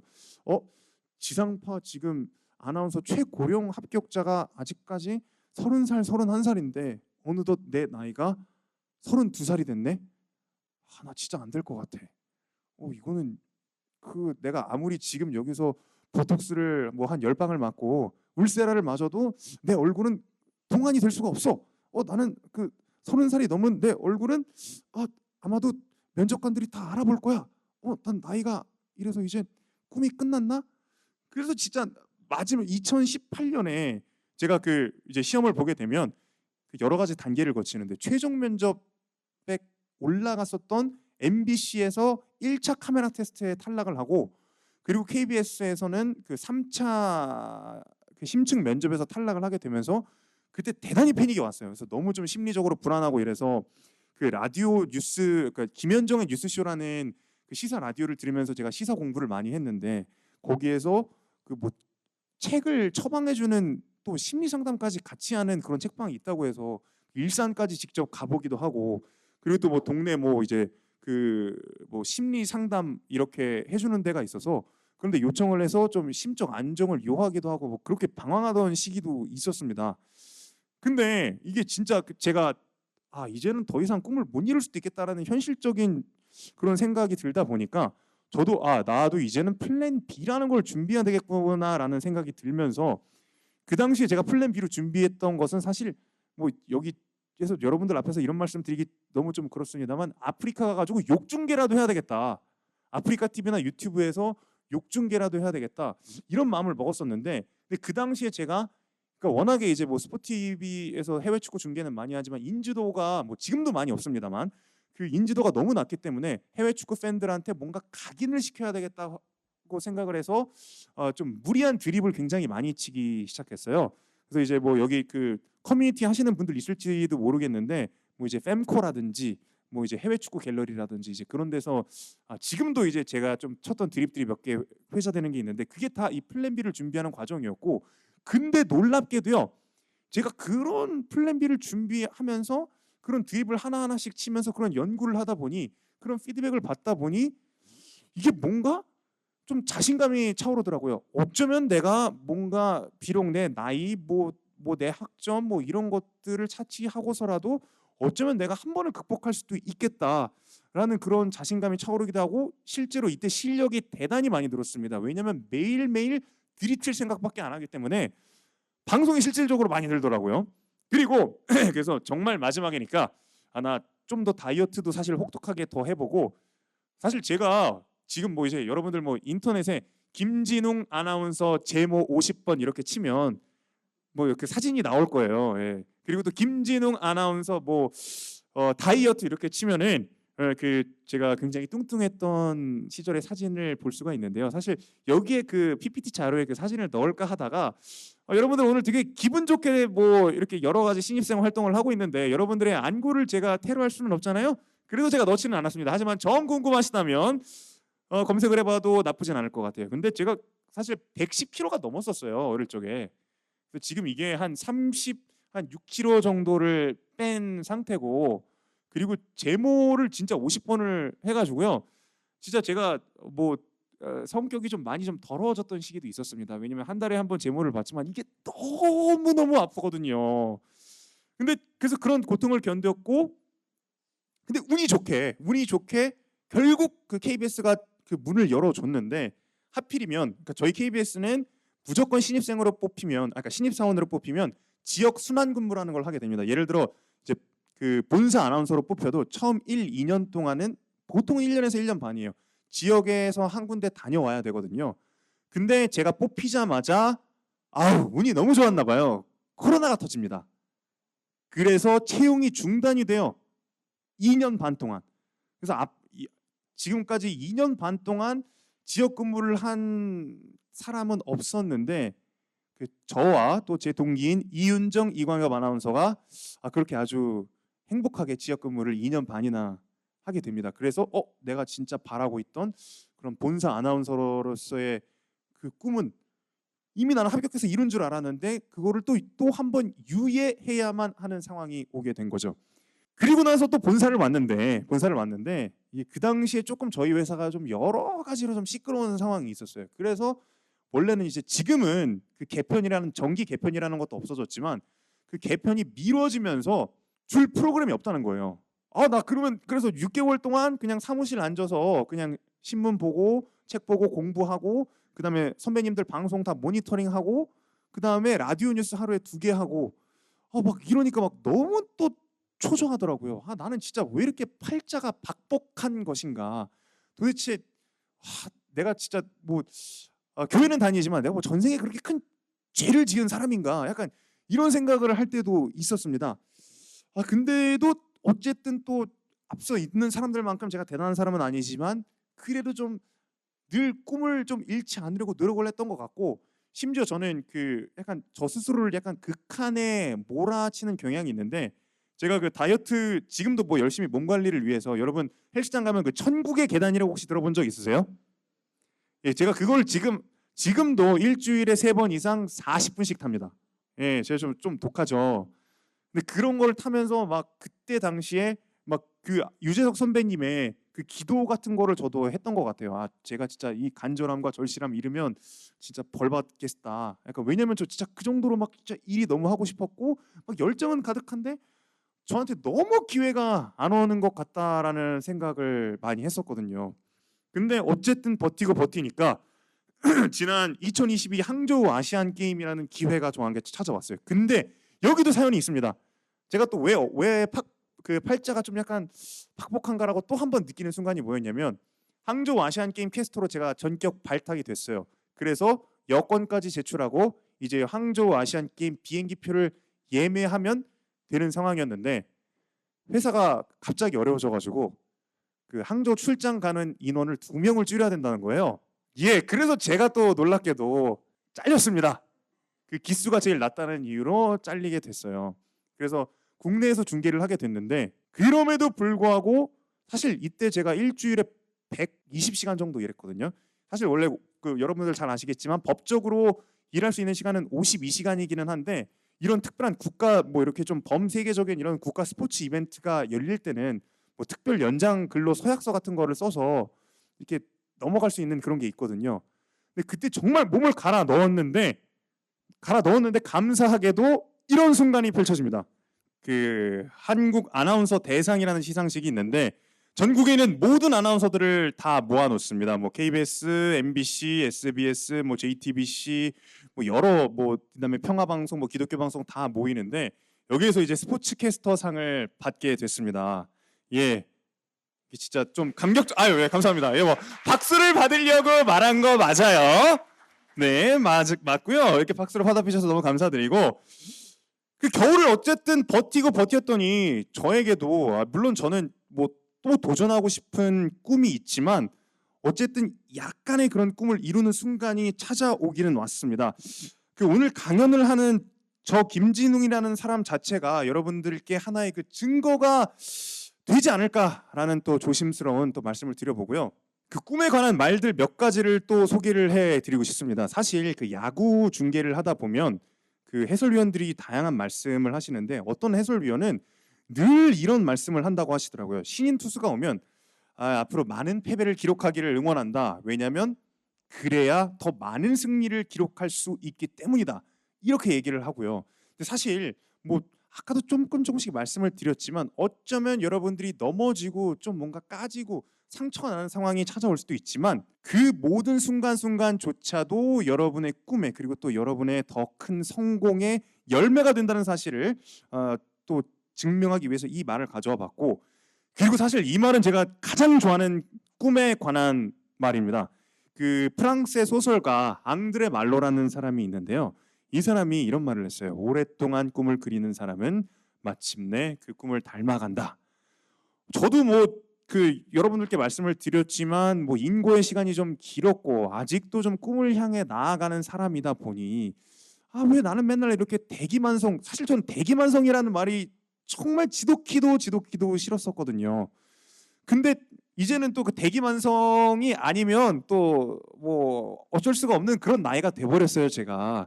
예, 그래서 저 유독 저 말을 제가 또 심취하게 되고 또 이제 뭐 이런 앞서서 있었던 항저우 아시안 게임이라든지 뭐 이런 좀 뭔가 감격적인 순간에 선수들이 뭔가를 이뤘을 때 제가 굉장히 많이 인용하는 인용구이기도 하고요. 마지막 이 말은요.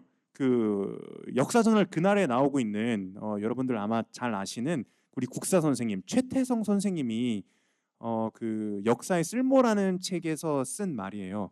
이게 뭐냐면 예를 들어 꿈은 명사가 아니라 동사. 예를 들어 명사면 뭐 내가 갑부가 될 거야. 내가 변호사가 될 거야.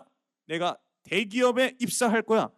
이런 꿈이 아니라 내가 정말 노래로 사람들에게 즐거움을 주는 사람이 될 거야.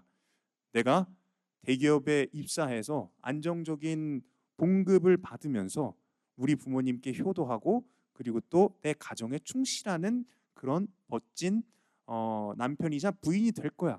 그러니까 이렇게 구체적이어야 된다라는 말을 해줬는데, 그래서 저도 여러분들께 여러분들이 어떤 특정한 직업, 뭐 특정한 순간, 특정한 포인트를 꿈으로 삼는 것도 무척이나 의미가 있겠지만 그 꿈을 통해서 어떠한 가치를 이루고 싶은지 그리고 또 그 꿈을 통해서 어떠한 행복을 또 품을 수 있는지에 대한 생각도 해줬으면 좋겠다는 바람으로 골라왔습니다. 그리고 마지막으로요, 제가 직업 특강 같은 거를 할 때마다 꼭 마무리에 넣는 단어입니다. 뭐 이제 언론사 준비를 하는 친구들 혹은 아나운서를 준비하는 친구들 이런 사람들을 볼 때마다 무조건 저는 이 말을 해주는데요. 이게 뭐 그 번역에 따라 다르기도 하고 그리고 또 인용구에 따라 다르기도 한데, 이 라따뚜이라는 또 이 픽사 애니메이션 작품이 있어요. 여기에 보면 누구나 요리사가 될 수 있지만 아무나 요리사가 되는 건 아니다. 그래서 이제 정확한 번역을 저도 오늘 이번 강의를 또 다시 이제 준비 자료를 만들면서 인용구를 또 찾아봤더니 또 영문판에서는 또 이렇게 그 아티스트에 관하게 이렇게 쓰여져 있더라고요. 여러분들이 어떤 꿈을 꾸든 간에 여러분들은 반드시 그 꿈을 이룰 수 있는 사람들입니다. 하지만 아무나 꿈을 이룰 수 없다는 것은 꿈을 꾸기만 해서는 결코 그 꿈을 이룰 수 없다라는 얘기도 되겠죠.